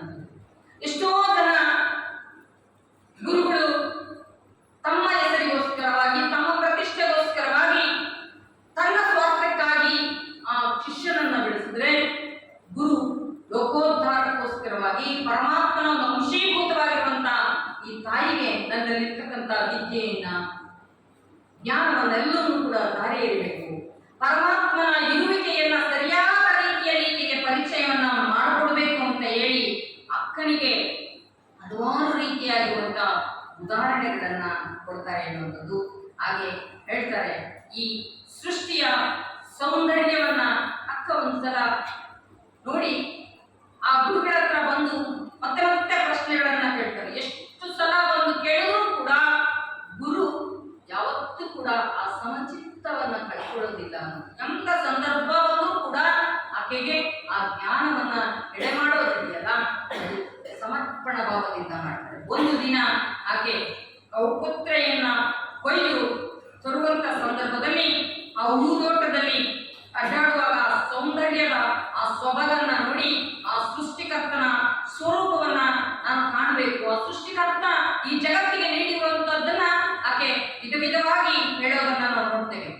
ಇಳೆನಿಂಬು ಮಾವು ಮಾದರಕ್ಕೆ ಹುಳಿ ನೀರೆರೆದವರ ಯಾರಯ್ಯ, ಕಬ್ಬು ಬಾಳೆ ಹಲಸು ನಾರಿಕೇಳಕ್ಕೆ ಸಿಹಿ ನೀರೆರೆದವರ ಯಾರಯ್ಯ, ಕಳವೆ ಶಾಲ್ಯಾನ್ಯ ಹೋಗರ ಉದಕವ ನೆರೆದವರ ಯಾರಯ್ಯ, ಮರುಗ ಮಲ್ಲಿಗೆ ಪಚ್ಚೆಗೆ ಪರಿಮಳವ ತುಂಬಿದವರ ಯಾರಯ್ಯ, ಇಂತಿ ಜಲವು ಒಂದೇ, ನೆಲವು ಒಂದೇ, ಆಕಾಶವೂ ಒಂದೇ, ಈ ಜಲವೂ ಕೂಡ ಒಂದೇ. ಹಾಗೆ ಹಲವಾರು ದ್ರವ್ಯಗಳು ಈ ಭೂಮಿ ಮೇಲೆ ಬದುಕಿದಾವೆ ಅನ್ನುವಂಥದ್ದು. ಅಂತ ಎಲ್ಲವಕ್ಕೂ ಕೂಡ ಕಾರಣೀಭೂತನಾಗಿರುವಂತ ಆ ಚನ್ನಮಲ್ಲಿಕಾರ್ಜುನನ ಪರಿ ಆ ರೀತಿ ಹೇಗಿದೆ ಅನ್ನುವಂಥದ್ದನ್ನ ಅಕ್ಕ ಹೇಳ್ತಾರೆ. ಈ ಭೂಮಿಯ ವಿಸ್ಮಯ ಅದೆಲ್ಲ. ಇದೇ ಒಂದೇ ಭೂಮಿ, ಒಂದೇ ನೀರು, ಒಂದೇ ಗಾಳಿ, ಒಂದೇ ಜಲ, ಆದರೂ ಕೂಡ ಭೂಮಿಯಲ್ಲಾಗುವಂತಹ ಪ್ರಕ್ರಿಯೆಗಳಿದ್ದಾವಲ್ಲ. ಉದಾಹರಣೆಗೆ ನಾವು ಒಬ್ಬ ತಾಯಿಗೆ 4-5 ಜನ ಮಕ್ಕಳಿದ್ರು ಕೂಡ 4-5 ಜನ ಮಕ್ಕಳ ಸ್ವಭಾವ ಗುಣ ಎಲ್ಲ ಒಂದೇ ತರ ಇರಲ್ಲ ಅಲ್ವಾ? ಆ ಬದಲಾವಣೆಗಳನ್ನ, ಚೇಂಜಸ್ ಅನ್ನ ಕಾಣ್ತೇವೆ. ಕೆಲವರು ಅಂತಾರೆ, ಈ ಮಗು ಇದ್ದಾಗೆ ಈ ಮಗು ಇಲ್ಲ, ಈ ಮಗು ಇದ್ದಾಗೆ ಇಲ್ಲ. ಒಮ್ಮೊಮ್ಮೆ ಆ ಮಕ್ಕಳಲ್ಲಿ ಭೇದ ಇಲ್ಲ ಅಂದ್ರೂ ಕೂಡ ನಾವು ಆ ಭೇದವನ್ನ ಎಲ್ಲೋ ಒಂದ್ ಕಡೆ ಪರಿಚಯವನ್ನು ಮಾಡಿಕೊಡ್ತೀವಿ, ಅದನ್ನ ವ್ಯಕ್ತಪಡಿಸೋದಕ್ಕೆ ಹೋಗ್ತೀವಿ ಅನ್ನೋದು. ಹಾಗೆ ಅಕ್ಕ ಎಷ್ಟು ಚೆನ್ನಾಗಿ ಹೇಳ್ತಾರೆ, ಈ ಭೂಮಿ ಮೇಲೆ ಆ ಹುಳಿ ನೀರನ್ನ ನಿಂಬೆಗೆ, ಆ ಮಾವಿಗೆ, ಆ ಮಾದಳಕ್ಕೆ ಹುಳಿ ನೀರು ಹಾಕಿದವರು ಇದೇ ಭೂಮಿಯಲ್ಲೇ. ಭೂಮಿಯಲ್ಲಿ ಎಷ್ಟೊಂದು ವಿಸ್ಮಯವನ್ನ ಭಗವಂತ ಅಡಗಿಸಿಟ್ಟಿದ್ದಾನೆ ಅನ್ನೋದು. ಯಾಕೆ ಈ ಮಾತನ್ನ ಹೇಳ್ತಾರಪ್ಪ ಅಂದ್ರೆ, ಈ ಜಗತ್ತಿನ ಉತ್ಪತ್ತಿಗೆ ಕಾರಣವಾಗಿರುವಂತ ಪರಮಾತ್ಮ, ಜೀವ ಜಗತ್ತು, ಆ ಪರಾತ್ಪರ ಪರವಸ್ತುವಿನ ಉತ್ಪತ್ತಿ ಹೇಗಿದೆ ಅನ್ನುವಂಥದ್ದನ್ನ ನಾವು ಅವಲೋಕನ ಮಾಡಿ ನೋಡ್ಬೇಕು. ಅಕ್ಕ ದೇವರು ಹೇಗಿದ್ದಾನೆ ಅನ್ನುವಂಥದ್ದನ್ನ ಹೇಳ್ತಾರೆ. ದೇವರಿಗೆ ಹುಟ್ಟು ಇಲ್ಲ, ಸಾವು ಇಲ್ಲ, ಆತ ಹೋಗೋನು ಅಲ್ಲ, ಬರೋನು ಅಲ್ಲ, ಸದಾ ನಮ್ಮೊಟ್ಟಿಗೆ ಯಾರು ದೇವರಿಗೆ ಹುಟ್ಟು ಸಾವು ಎಂಬುದೇ ಇಲ್ಲ ಅನ್ನುವಂಥದ್ದು. ಅದಕ್ಕೋಸ್ಕರವಾಗಿ ಹುಟ್ಟು ಸಾವು ಇರುವಂತವರು ದೇವರಲ್ಲ ಅನ್ನುವಂಥ ಮಾತನ್ನ ಶರಣರು ಬಹಳ ಸ್ಪಷ್ಟವಾಗಿ ಹೇಳ್ತಾರೆ. ಅಂತ ಈ ಪ್ರತಿಯೊಂದು ಸಕಲ ಚರಾಚರ ವಸ್ತುವಿಗೂ ಕೂಡ ಚೈತನ್ಯವನ್ನ ಜೀವನವನ್ನ ಮಾಡೋದಕ್ಕೆ ಪ್ರತಿಯೊಂದಕ್ಕೂ ಕೂಡ ಎಡೆಮಾಡಿಕೊಟ್ಟಂತ ಆ ಪರಮಾತ್ಮನ ಇರುವಿಕೆ ಹೇಗಿದೆ ಅನ್ನುವಂಥದ್ದನ್ನ ಕಂಡುಕೊಳ್ಳೋದಕ್ಕೆ ಅಕ್ಕ ಹಲವಾರು ರೀತಿಯಾಗಿರುವಂತ ಮಾರ್ಗಗಳನ್ನ ಹುಡುಕ್ತಾರೆ. ಆದ್ರೆ ನಾವು ಯಾವ ರೀತಿಯಾಗಿರುವಂತ ಆ ದೇವರ ಸ್ವರೂಪವನ್ನ ಕಂಡಿದ್ದೀವಿ ಅಂತ ಅಂದ್ರೆ, ಒಬ್ಬ ವ್ಯಕ್ತಿ ಚಿತ್ರಪಟದಲ್ಲಿ ಆತನ ಕಲ್ಪನೆಗೆ ಬಂದಿರುವಂತ ಚಿತ್ರವನ್ನ ಬರೀತಾನೆ. ಆತ ಹೀಗೆ ದೇವರಿದ್ದಾನೆ ಅಂತ ಆತನಿಗೆ ಗೊತ್ತಿಲ್ಲ, ಆದ್ರೆ ಆತನ ಆಕಾರವನ್ನು ಕೊಟ್ಟು ಹಲವಾರು ರೀತಿಯಾಗಿರುವಂತಹ ಆಭರಣಗಳನ್ನ ಆಯುಧಗಳನ್ನ ಕೊಟ್ಟು ಒಂದು ಚಿತ್ರವನ್ನ ಬರೀತಾನೆ. ಆತನ ಕಲ್ಪನೆಗೆ ಬಂದಿರುವಂತ ಆ ಚಿತ್ರದಲ್ಲಿ ಮೂಡಿರುವಂತ ಆ ದೇವರು ಅಂತ ಭಾವಿಸಿಕೊಂಡಿದ್ದಾನಲ್ಲ, ನಾವು ಅಂದ್ಕೋಬೇಕು ನಾವು ಭಾವಿಸಿಕೊಂಡಿರುವಂತ ದೇವರು ಆ ರೀತಿಯಾಗಿರುವಂತಹ ಚಿತ್ರಪಟಲವನ್ನ ಆ ಬರೆದಿರುವಂತ ಕಲೆಗಾರನಿಗೆ ಎಷ್ಟು ದೊಡ್ಡವನಿರಬೇಕು ಆ ಕಲೆಗಾರ ಅನ್ನೋದು, ಆ ಕಲೆಗೆ ಬೆಲೆಯನ್ನ ಕೊಡಬೇಕು ಅನ್ನೋದು. ಹಾಗೆ ಹಲವಾರು ರೀತಿಯಾಗಿರುವಂತ ಅಕ್ಕನಿಗೆ ಅನುಭವ ಆಗ್ತದೆ. ಆ ದೇವರ ಸ್ವರೂಪವನ್ನ, ದೇವರ ಇರುವಿಕೆಯನ್ನ ನಾನು ಕಂಡುಕೋಬೇಕು ಅನ್ನುವಂತ ಮತ್ತೆ ಒಂದು ಹೆಜ್ಜೆ ಮುಂದೆ ಹೋಗಿ ಅಕ್ಕ ಗುರುಗಳ ಹತ್ರ ಚರ್ಚೆ ಮಾಡ್ತಾರೆ. ದೇವರು ಅಂದ್ರೆ ಹೇಗಿರ್ತಾನೆ, ದೇವರು ಅಂದ್ರೆ ಯಾರು, ಹಲವಾರು ರೀತಿಯಾಗಿರುವಂತಹ ಪ್ರಶ್ನೆಗಳನ್ನ ಕೇಳಿದಾಗ ಗುರುಗಳು ಹೇಳ್ತಾರೆ, ದೇವರಿಗೆ ಯಾವುದೇ ಬಣ್ಣನೂ ಇಲ್ಲ, ರೂಪನೂ ಇಲ್ಲ, ಆಕಾರವೂ ಇಲ್ಲ. ಹಾಗಾಗಿ ಅಂತ ನಿರಾಕಾರವಾಗಿರುವಂತ ವಸ್ತುವನ್ನ ನಾವು ಕಾಣಬೇಕಾದ್ರೆ ಹೇಗೆ? ಆತ ನಾವು ನೀವು ಅಂದುಕೊಂಡಿರುವಂತ ವ್ಯಕ್ತಿ ಅಲ್ಲ. ಆತನಿಗೆ ಈಗ ನಾವೇನು ಅನ್ಕೊಂಡಿದ್ದೀವೋ, ಪುರಾಣದಲ್ಲಿ ಬರುವಂತ ದೇವರು ಅನ್ಕೊಂಡಿದ್ದೀವೋ, ಅವರಿಗೆ ಹಲವಾರು ರೀತಿಯಾಗಿರುವಂತ ಸಾಂಸಾರಿಕವಾಗಿರುವಂತ ಜೀವನವನ್ನ ನೋಡಿದ್ದೀವಿ. ಅವರಿಗೆ ಗಂಡ ಇದ್ದಾರೆ, ಹೆಂಡತಿ ಇದ್ದಾರೆ, ಮಕ್ಕಳಿದ್ದಾರೆ, ಸಂಸಾರ ಇದೆ. ಆದ್ರೆ ಅವರು ಎಲ್ಲೋ ಒಂದ್ ಕಡೆ ವಾಸವನ್ನ ಮಾಡುವಂತ ವಿಜೃಂಭಣೆಯನ್ನ ನಾವು ಪ್ರಚುರಪಡಿಸ್ತೇವೆ. ಅಂತ ವಿಜೃಂಭಣೆಯ ಬದುಕು ಅಲ್ಲ ದೇವನದು. ಆತ ಸಂಸಾರಿಕನೂ ಅಲ್ಲ, ಆತ ಕಣ್ಣಿಗೆ ಗೋಚರ ಆಗಲಾರದಂತ, ಜಗತ್ತಿಗೆ ಉತ್ಪತ್ತಿಯ ಮಾಡಿದವನು ಅಲ್ಲ, ಅಳಿಯೋನು ಅಲ್ಲ, ಭಗವಂತ ಸದಾ ಇರುವಂತವನು ಅಂತೇಳಿ ಗುರುಗಳು ಆಕೆಗೆ ಪರಿಚಯ ಮಾಡಿಕೊಡ್ತಾರೆ. ಹಾಗೆ ಆ ಭಗವಂತ ಹೇಗಿದ್ದಾನೆ, ಜಗದಗಲವಾಗಿರುವಂತಹ ಮಿಗಿಲಗಲವಾಗಿರುವಂತಹ ಪರಮಾತ್ಮನಿಗೆ ಅವರು ಹೇಳ್ತಾರೆ, ಜಗದಗಲ ಮುಗಿಲಗಲ ಮಿಗಿಯಗಲ ನಿಮ್ಮಗಲ, ಪಾತಾಳದಿಂದ ತತ್ತ ನಿಮ್ಮ ಶ್ರೀಚರಣ, ಬ್ರಹ್ಮಾಂಡದಿಂದ ತತ್ತ ನಿಮ್ಮ ಶ್ರೀಮುಖ, ಅಗಮ್ಯ ಅಗೋಚರ ಅಪ್ರತಿಮಲಿಲ್ಲವೇ ಎನ್ನ ಕರಸ್ಥಲಕ್ಕೆ ಒಂದು ಚುರುಕಾದಿರಲಿ. ಆ ಭಗವಂತ ಅಷ್ಟೊಂದು ಈ ಜಗತ್ತಿನ ಆಚೆಗೆ ಮಾತಾಡದಿಂದ ಹತ್ತತ್ತ, ಆಕಾಶವನ್ನು ನೋಡಿದ್ರೆ ಅದಕ್ಕಿಂತಲೂ ಕೂಡ ಹತ್ತತ್ತ, ಈ ರೀತಿಯಾಗಿರುವಂತಹ ವಿಶ್ವವ್ಯಾಪಿಯಾಗಿರುವಂತಹ ಆ ಪರಮಾತ್ಮನನ್ನ ಕಾಣುವುದೇಗೆ, ನೋಡುವುದೇಗೆ, ಆತನ ನಾನು ಆರಾಧಿಸುವುದೇಗೆ ಅಂತ ಹೇಳಿದಾಗ ವಿಶ್ವಗುರು ಬಸವಣ್ಣನವರು ಹಲವಾರು ರೀತಿಯಾಗಿರುವಂತಹ ಆಧ್ಯಾತ್ಮಿಕವಾಗಿರುವಂತಹ ಆಲೋಚನೆ ಚಿಂತನೆಯನ್ನು ಮಾಡಿ ಈ ಲೌಕಿಕ ಬದುಕಿನ ಜನರು ತಿಳ್ಕೊಂಡಿರುವಂತ ದೇವರ ಬಗ್ಗೆ ಅರಿವನ್ನ ಮೂಡಿಸ್ತಾ ಅವರು ಆ ನಿರಾಕಾರವಾಗಿರುವಂತಹ ವಸ್ತುವಿನ ಪರಿಕಲ್ಪನೆಯನ್ನು ನಮಗೆ ತಂದುಕೊಡ್ತಾರೆ. ಅವರು ಕೂಡ ಪ್ರಾರಂಭಿಕ ಹಂತದಲ್ಲಿ ಕೂಡಲ ಸಂಗಮದಲ್ಲಿ ಅಧ್ಯಯನವನ್ನ ಮಾಡುವಂತಹ ಸಂದರ್ಭದಲ್ಲಿ, ಗುರುವಿನ ಆಣತಿಯಂತೆ ಕಾಯಕವನ್ನ ಮಾಡ್ತಾ ಇರುವಂತಹ ಸಂದರ್ಭದಲ್ಲಿ ಅವರಿಗೆ ಹಲವಾರು ರೀತಿಯಾಗಿರುವಂತಹ ಅನುಭವಗಳಾಗ್ತವೆ. ಈ ಸಮಾಜ ಜನರನ್ನ ಶೋಷಣೆ ಮಾಡೋದು ಅವರಿಗೆ ಗೊತ್ತಾಗ್ತದೆ. ಎಷ್ಟೋ ದೇವರುಗಳು ಇವತ್ತು ನಾವು ಯಾವ ರೀತಿಯಾಗಿ ನೋಡ್ತಾ ಇದ್ದೀವಿ ಅಂದ್ರೆ, ಮೂರ್ತಿಗಳ ರೂಪದಲ್ಲಿ, ವಸ್ತುಗಳ ರೂಪದಲ್ಲಿ ಬೇರೆ ಬೇರೆ ರೀತಿಯಾಗಿರ್ತಕ್ಕಂಥ ದೇವರುಗಳನ್ನ ಕಾಣ್ತೇವೆ. ಆದ್ರೆ ಆತನ ಇರುವಿಕೆ ಯಾವುದು ಅನ್ನುವಂಥದ್ದನ್ನ ಅಕ್ಕನಿಗೆ ಒಂದೊಂದು ಉದಾಹರಣೆ ಸಹಿತವಾಗಿ ಕೂಡ ತಿಳಿಸ್ಕೊಡ್ತಾರೆ. ಭಗವಂತ ಈ ಧರಣಿಯ ಮೇಲೆ ಹೇಗಿದ್ದಾನೆ ಎನ್ನುವಂಥದ್ದು, ಅದು ಒಬ್ಬನೇ ಇದ್ದಾನೆ. ಆತ ಹೇಗಿದ್ದಾನೆ ಈ ಧರಣಿಯ ಮೇಲೆ, ಈ ಭೂಮಿ ಮೇಲೆ ಅನ್ನುವಂಥದ್ದು ಕೇಳ್ತಾರೆ. ಧರಣಿಯ ಮೇಲೊಂದು ಹಿರಿದಪ್ಪ ಅಂಗಡಿಯ ಇಕ್ಕಿ ಅರನು ಕುಳಿತ ನಮ್ಮ ಮಹಾದೇವ ಶಕ್ತಿ, ಒಮ್ಮನವಾದರೆ ಒಡನೆ ನುಡಿವನು, ಇಮ್ಮನವಾದರೆ ನುಡಿಯನು, ಕಾಣಿಯ ಸೋರ ಅರ್ಧ ಗಾಣಿಯ ಗೆಲ್ಲ ಜಾಣ ನೋಡುವ ನಮ್ಮ ಕೂಡಲ ಸಂಗಮದೇವ. ಈ ಧರಣಿ ಮೇಲೆ, ಈ ಭೂಮಿ ಮೇಲೆ ತ್ರಾಸು, ಆ ತೂಕ ಮಾಡುವಂತ ಆ ಕಟ್ಟಿಗೆಯನ್ನ ಇಟ್ಕೊಂಡು ಭಗವಂತ ಕೂತಿದ್ದಾನೆ. ಆತ ನಮ್ಮ ಮನಸ್ಸನ್ನ ಹಲವಾರು ರೀತಿಯಾಗಿರುವಂತ ಪರೀಕ್ಷೆಯನ್ನ ಮಾಡ್ತಾನೆ. ಒಂದು ಜಮೀನು ಕೂಡ ವ್ಯತ್ಯಾಸ ಆಗಲಾರದ ಹಾಗೆ ನಾನು ಇದ್ದೆ ಅಂದ್ರೆ ಆತ ಸದಾ ನನ್ನೊಟ್ಟಿಗೆ ಇರ್ತಾನೆ, ಇಲ್ಲ ಅಂದ್ರೆ ಆತ ನನ್ನಿಂದ ಬಿಟ್ಟು ಹೋಗ್ತಾನೆ ಎನ್ನುವಂತ ಮಾತನ್ನ ಹೇಳಿದ್ದಾರೆ. ಹಾಗೆ ಅಕ್ಕನಿಗೆ ಮತ್ತೆ ಮತ್ತೆ ಗುರುಗಳು ಹೇಳ್ತಾರೆ ಭಗವಂತನ ಇರುವಿಕೆ ಹೇಗೆ ಎನ್ನುವುದು. ಉದಕದೊಳಗೆ ಬೈಚಿಟ್ಟ ಬಯಕೆ ಕಿಚ್ಚಿನಂತಿದ್ದಿತ್ತು, ಸಸಿಯೊಳಗಣ ರಸದ ರುಚಿಯಂತಿದ್ದಿತ್ತು, ನೆನೆಯೊಳಗಣ ಪರಿಮಳದಂತಿದ್ದಿತ್ತು, ಕೂಡಲ ಸಂಗಮ ದೇವರ ನಿಲುವು ಕನ್ಯೆಯ ಸ್ನೇಹದಂತಿದ್ದಿತ್ತು. ಉದಕದೊಳಗೆ ನೀರಿನೊಳಗೆ ಬೆಂಕಿ ಅಡಗಿದೆ, ಅದನ್ನ ಪ್ರಕಟಗೊಳಿಸೋದು ಹೇಗೆ? ಆ ಪ್ರಕಟ ಆಗಬೇಕಾದ್ರೆ ಅದಕ್ಕೆ ಸಂಸ್ಕರಿಸಬೇಕಾಗ್ತದೆ, ಅದರೊಳಗೆ ಅಗ್ನಿ ಇದೆ ಎನ್ನುವಂಥದ್ದನ್ನ ಗುರುಗಳು ಆಕೆಗೆ ತಿಳಿಸ್ಕೊಡ್ತಾರೆ. ಆ ಸಸಿಯೊಳಗೆ ರಸದ ರುಚಿ ಹೇಗಡಿದೆ ನಾವು ಹಲವಾರು ಸಲ ಉದಾಹರಣೆ ಕೊಡ್ತಾ ಹೋದ್ವಿ. ಬೀಜದ ಮುಖಾಂತರವಾಗಿ ಒಂದು ಬೀಜದಲ್ಲಿ ಇಡೀ ವೃಕ್ಷವೇ ಅಡಗಿದೆ, ಆದ್ರೆ ಕಾಣಿಸ್ತದೇನು ಇಲ್ಲ. ಅದಕ್ಕೆ ಹಲವಾರು ರೀತಿಯಾಗಿರ್ತಕ್ಕಂಥ ಪ್ರಕ್ರಿಯೆಗೆ ಒಳಪಡಿಸಿದಾಗ ಮಾತ್ರ ಅದು ಮರವಾಗಿ ನಮಗೆ ಗೋಚರವಾಗಿ ಕಾಣಿಸ್ತದೆ. ಹಾಗೆ ನಿನ್ನೊಳಗಿರುವಂತ ಆ ಪರಸ್ಪರ ಪರವಸ್ತುವನ್ನು ನೀನು ಅರಿಬೇಕಾದ್ರೆ ಬೀಜ ವೃಕ್ಷದ ನ್ಯಾಯದಂತೆ ಭಗವಂತ ನಿನ್ನೊಳಗೆ ಅಡಗಿದ್ದಾನೆ ಅನ್ನುವಂಥದ್ದು. ಆ ನಿನ್ನೊಳಗಿರುವಂತ ಅಡಗಿರುವಂತ ಪರಮಾತ್ಮನನ್ನು ಅರಿಬೇಕಾದ್ರೆ ಹೂವನ್ನ ನೋಡ್ತೇವೆ, ಆದ್ರೆ ಪರಿಮಳವನ್ನ ನೋಡೋದಕ್ಕಾಗ್ತದ? ಆ ಸುವಾಸನೆಯನ್ನ, ಹೂವಿನಿಂದ ಆ ಪರಿಮಳ ಭರಿತವಾಗಿರುವಂತ ವಾಸನೆಯನ್ನ ನೋಡ್ತೇವೆ. ಒಂದೊಂದು ಪುಷ್ಪದಲ್ಲಿ ಒಂದೊಂದು ರೀತಿಯಾಗಿರುವಂತ ಆ ಪರಿಮಳವನ್ನ, ಆ ಸುವಾಸನೆಯನ್ನ, ಸುಗಂಧವನ್ನ ಭಗವಂತ ಇಟ್ಟಿದ್ದಾನೆ. ಅದನ್ನ ಆಸ್ವಾದಿಸಬಹುದೇ ವಿನಃ ಅದನ್ನು ಹೇಳೋಕೆ ಬರಲ್ಲ, ಆದ್ರೆ ತೋರ್ಸೋದಕ್ಕೂ ಬರಲ್ಲ.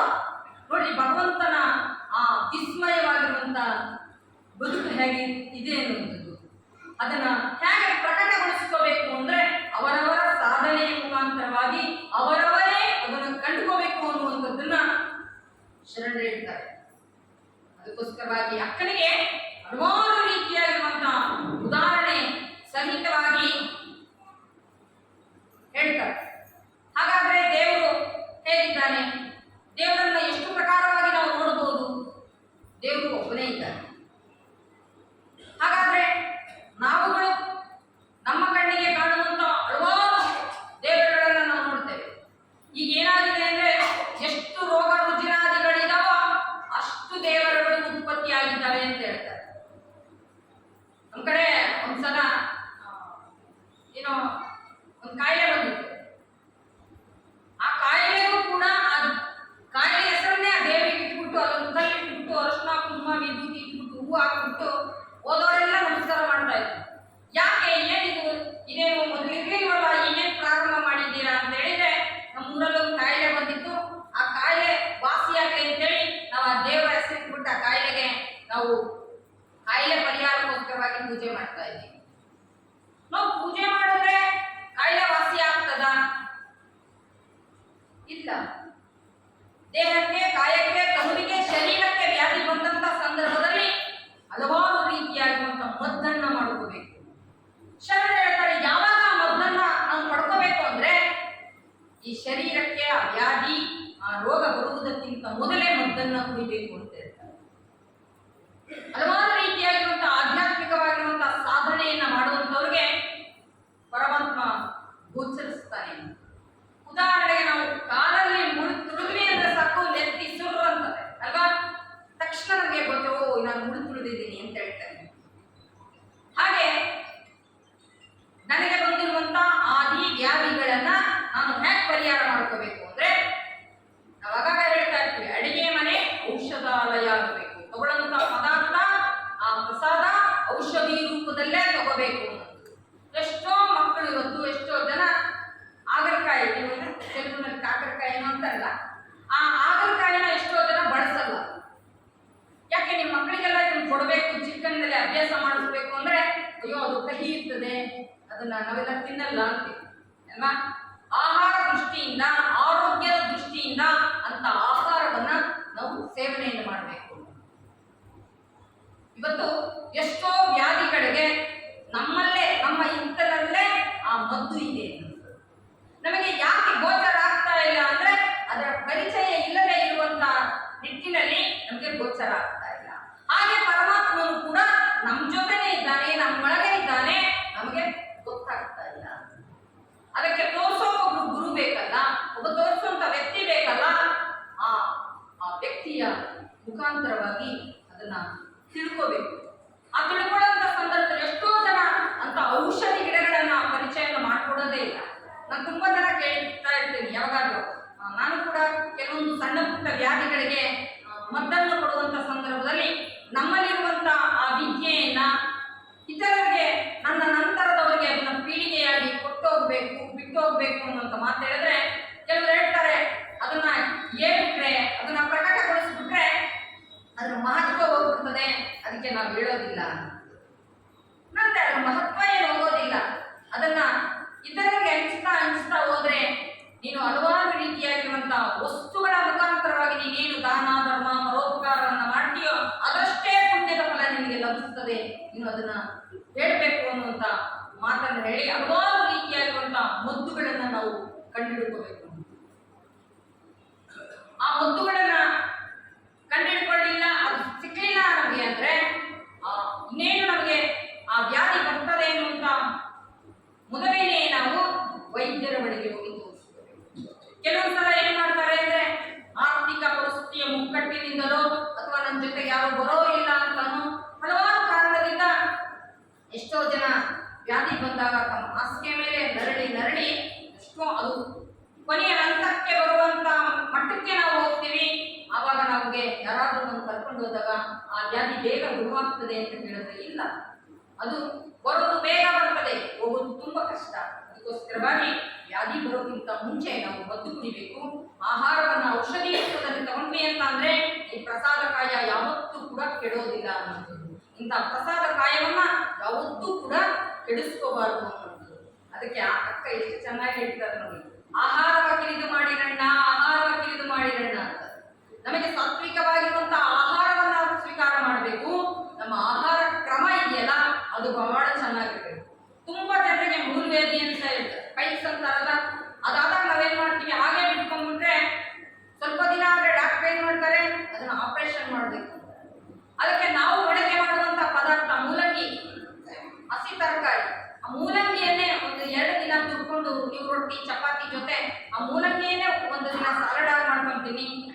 ಬೆಳಗ್ಗೆ ಮಧ್ಯಾಹ್ನ ಅದನ್ನ ಚಪಾತಿ ಜೊತೆ ತಿನ್ನಿ, ಸಾಯಂಕಾಲ ಒಂದು ಮೂಲಂಗಿ ತುರ್ಕೊಂಡ್ತೀನಿ. ಹೀಗೆ 2-3 ದಿನ ತಿನ್ನೋದ್ರಲ್ಲಿ ಆ ಮೂಲವ್ಯಾಧಿ ಅನ್ನುವಂಥದ್ದೇ ಹೋಗ್ಬಿಡ್ತದೆ. ಹಾಗೆ ಹಲವಾರು ರೀತಿಯಾಗಿರುವಂತಹ ರೋಗಕ್ಕೆ ನಮ್ಮಲ್ಲೇ ಕೂಡ ಮದ್ದಿದೆ ಅನ್ನುವಂಥದ್ದು. ಅದಕ್ಕೋಸ್ಕರವಾಗಿ ನಮ್ಮ ಆರೋಗ್ಯವನ್ನ, ಕಾಯವನ್ನ, ಶರೀರವನ್ನ ತುಂಬಾ ಚೆನ್ನಾಗಿ ಇಟ್ಕೋಬೇಕು. ಈಗ ತುಂಬಾ ಜನರಿಗೆ ನಮಗೆ BP, ಶುಗರು ನಮಗೆ ಗೊತ್ತಿಲ್ಲದಾಗಿ ಬಂದ್ಬಿಟ್ಟಿದೆ.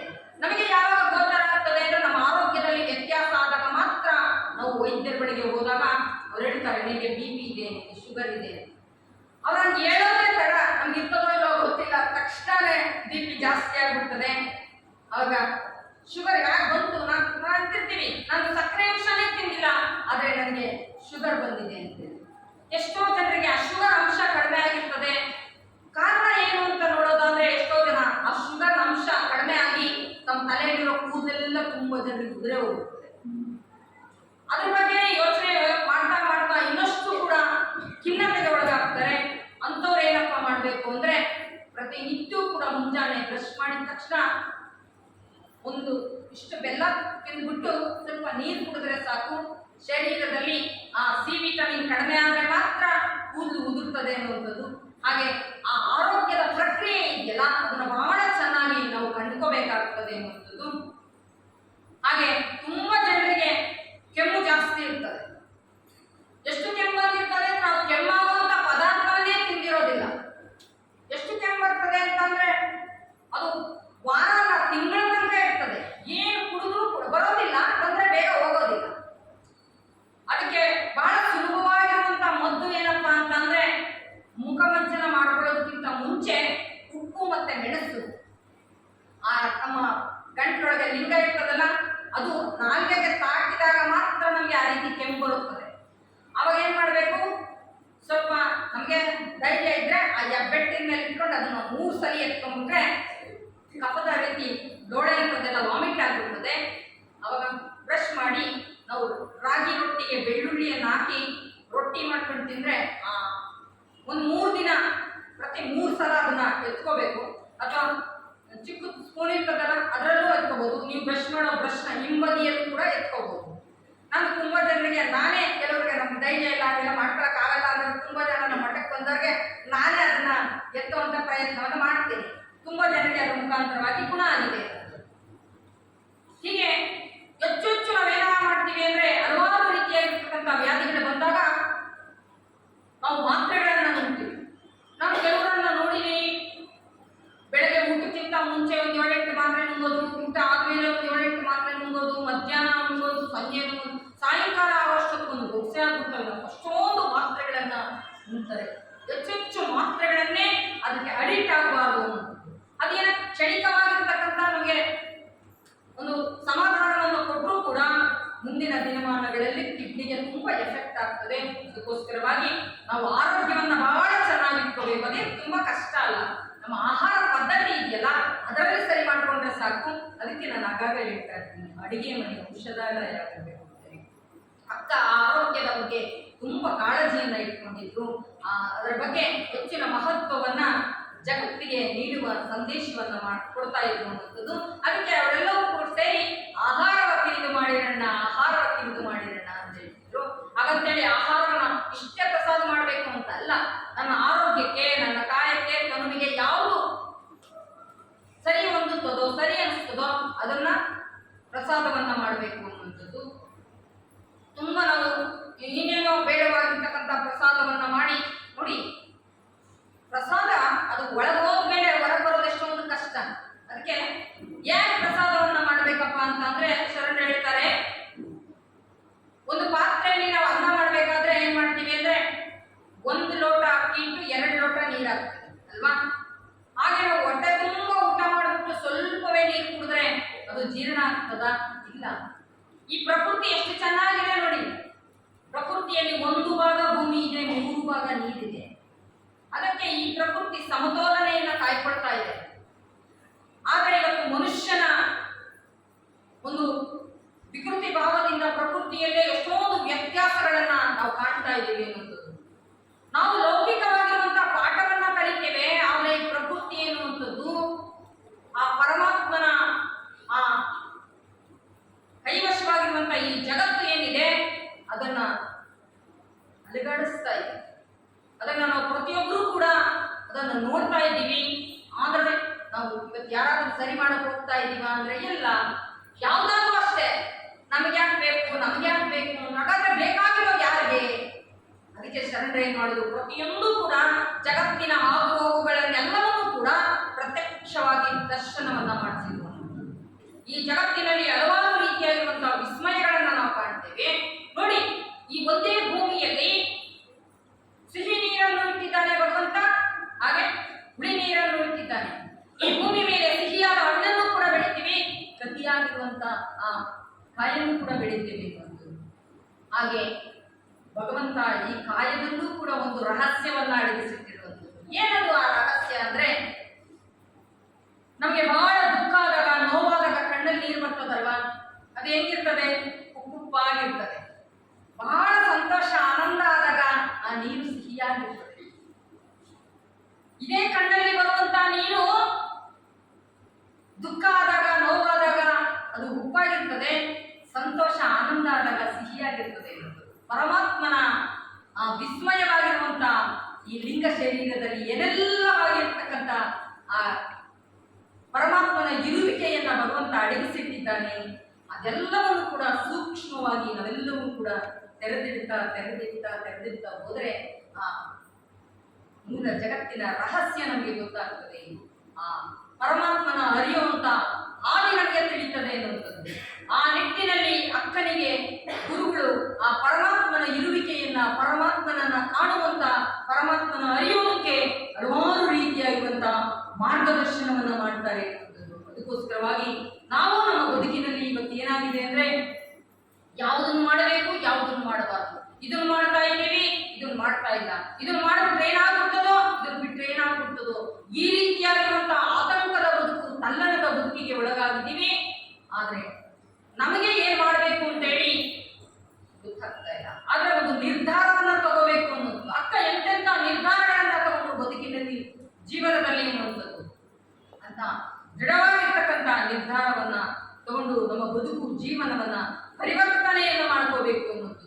ಅಂತ ಪರಿವರ್ತನೆಯ ಹಾದಿಯನ್ನ ನಿರ್ಮಾಣ ಮಾಡಿದಂಥವ್ರು ಶರಣರು ಅನ್ನೋದು. ಅಲ್ಲಿ ಹಲವಾರು ಜನ ಅನುಭವ ಮಂಟಪಕ್ಕೆ, ಆ ಕಲ್ಯಾಣಕ್ಕೆ ಬಂದಂಥವ್ರು ಯಾವುದೂ ಕೂಡ ನೀನು ಹೀಗೆ ಬದಲಾಗು ಅಂತ ಹೇಳ್ತಾ ಇದ್ದಿಲ್ಲ.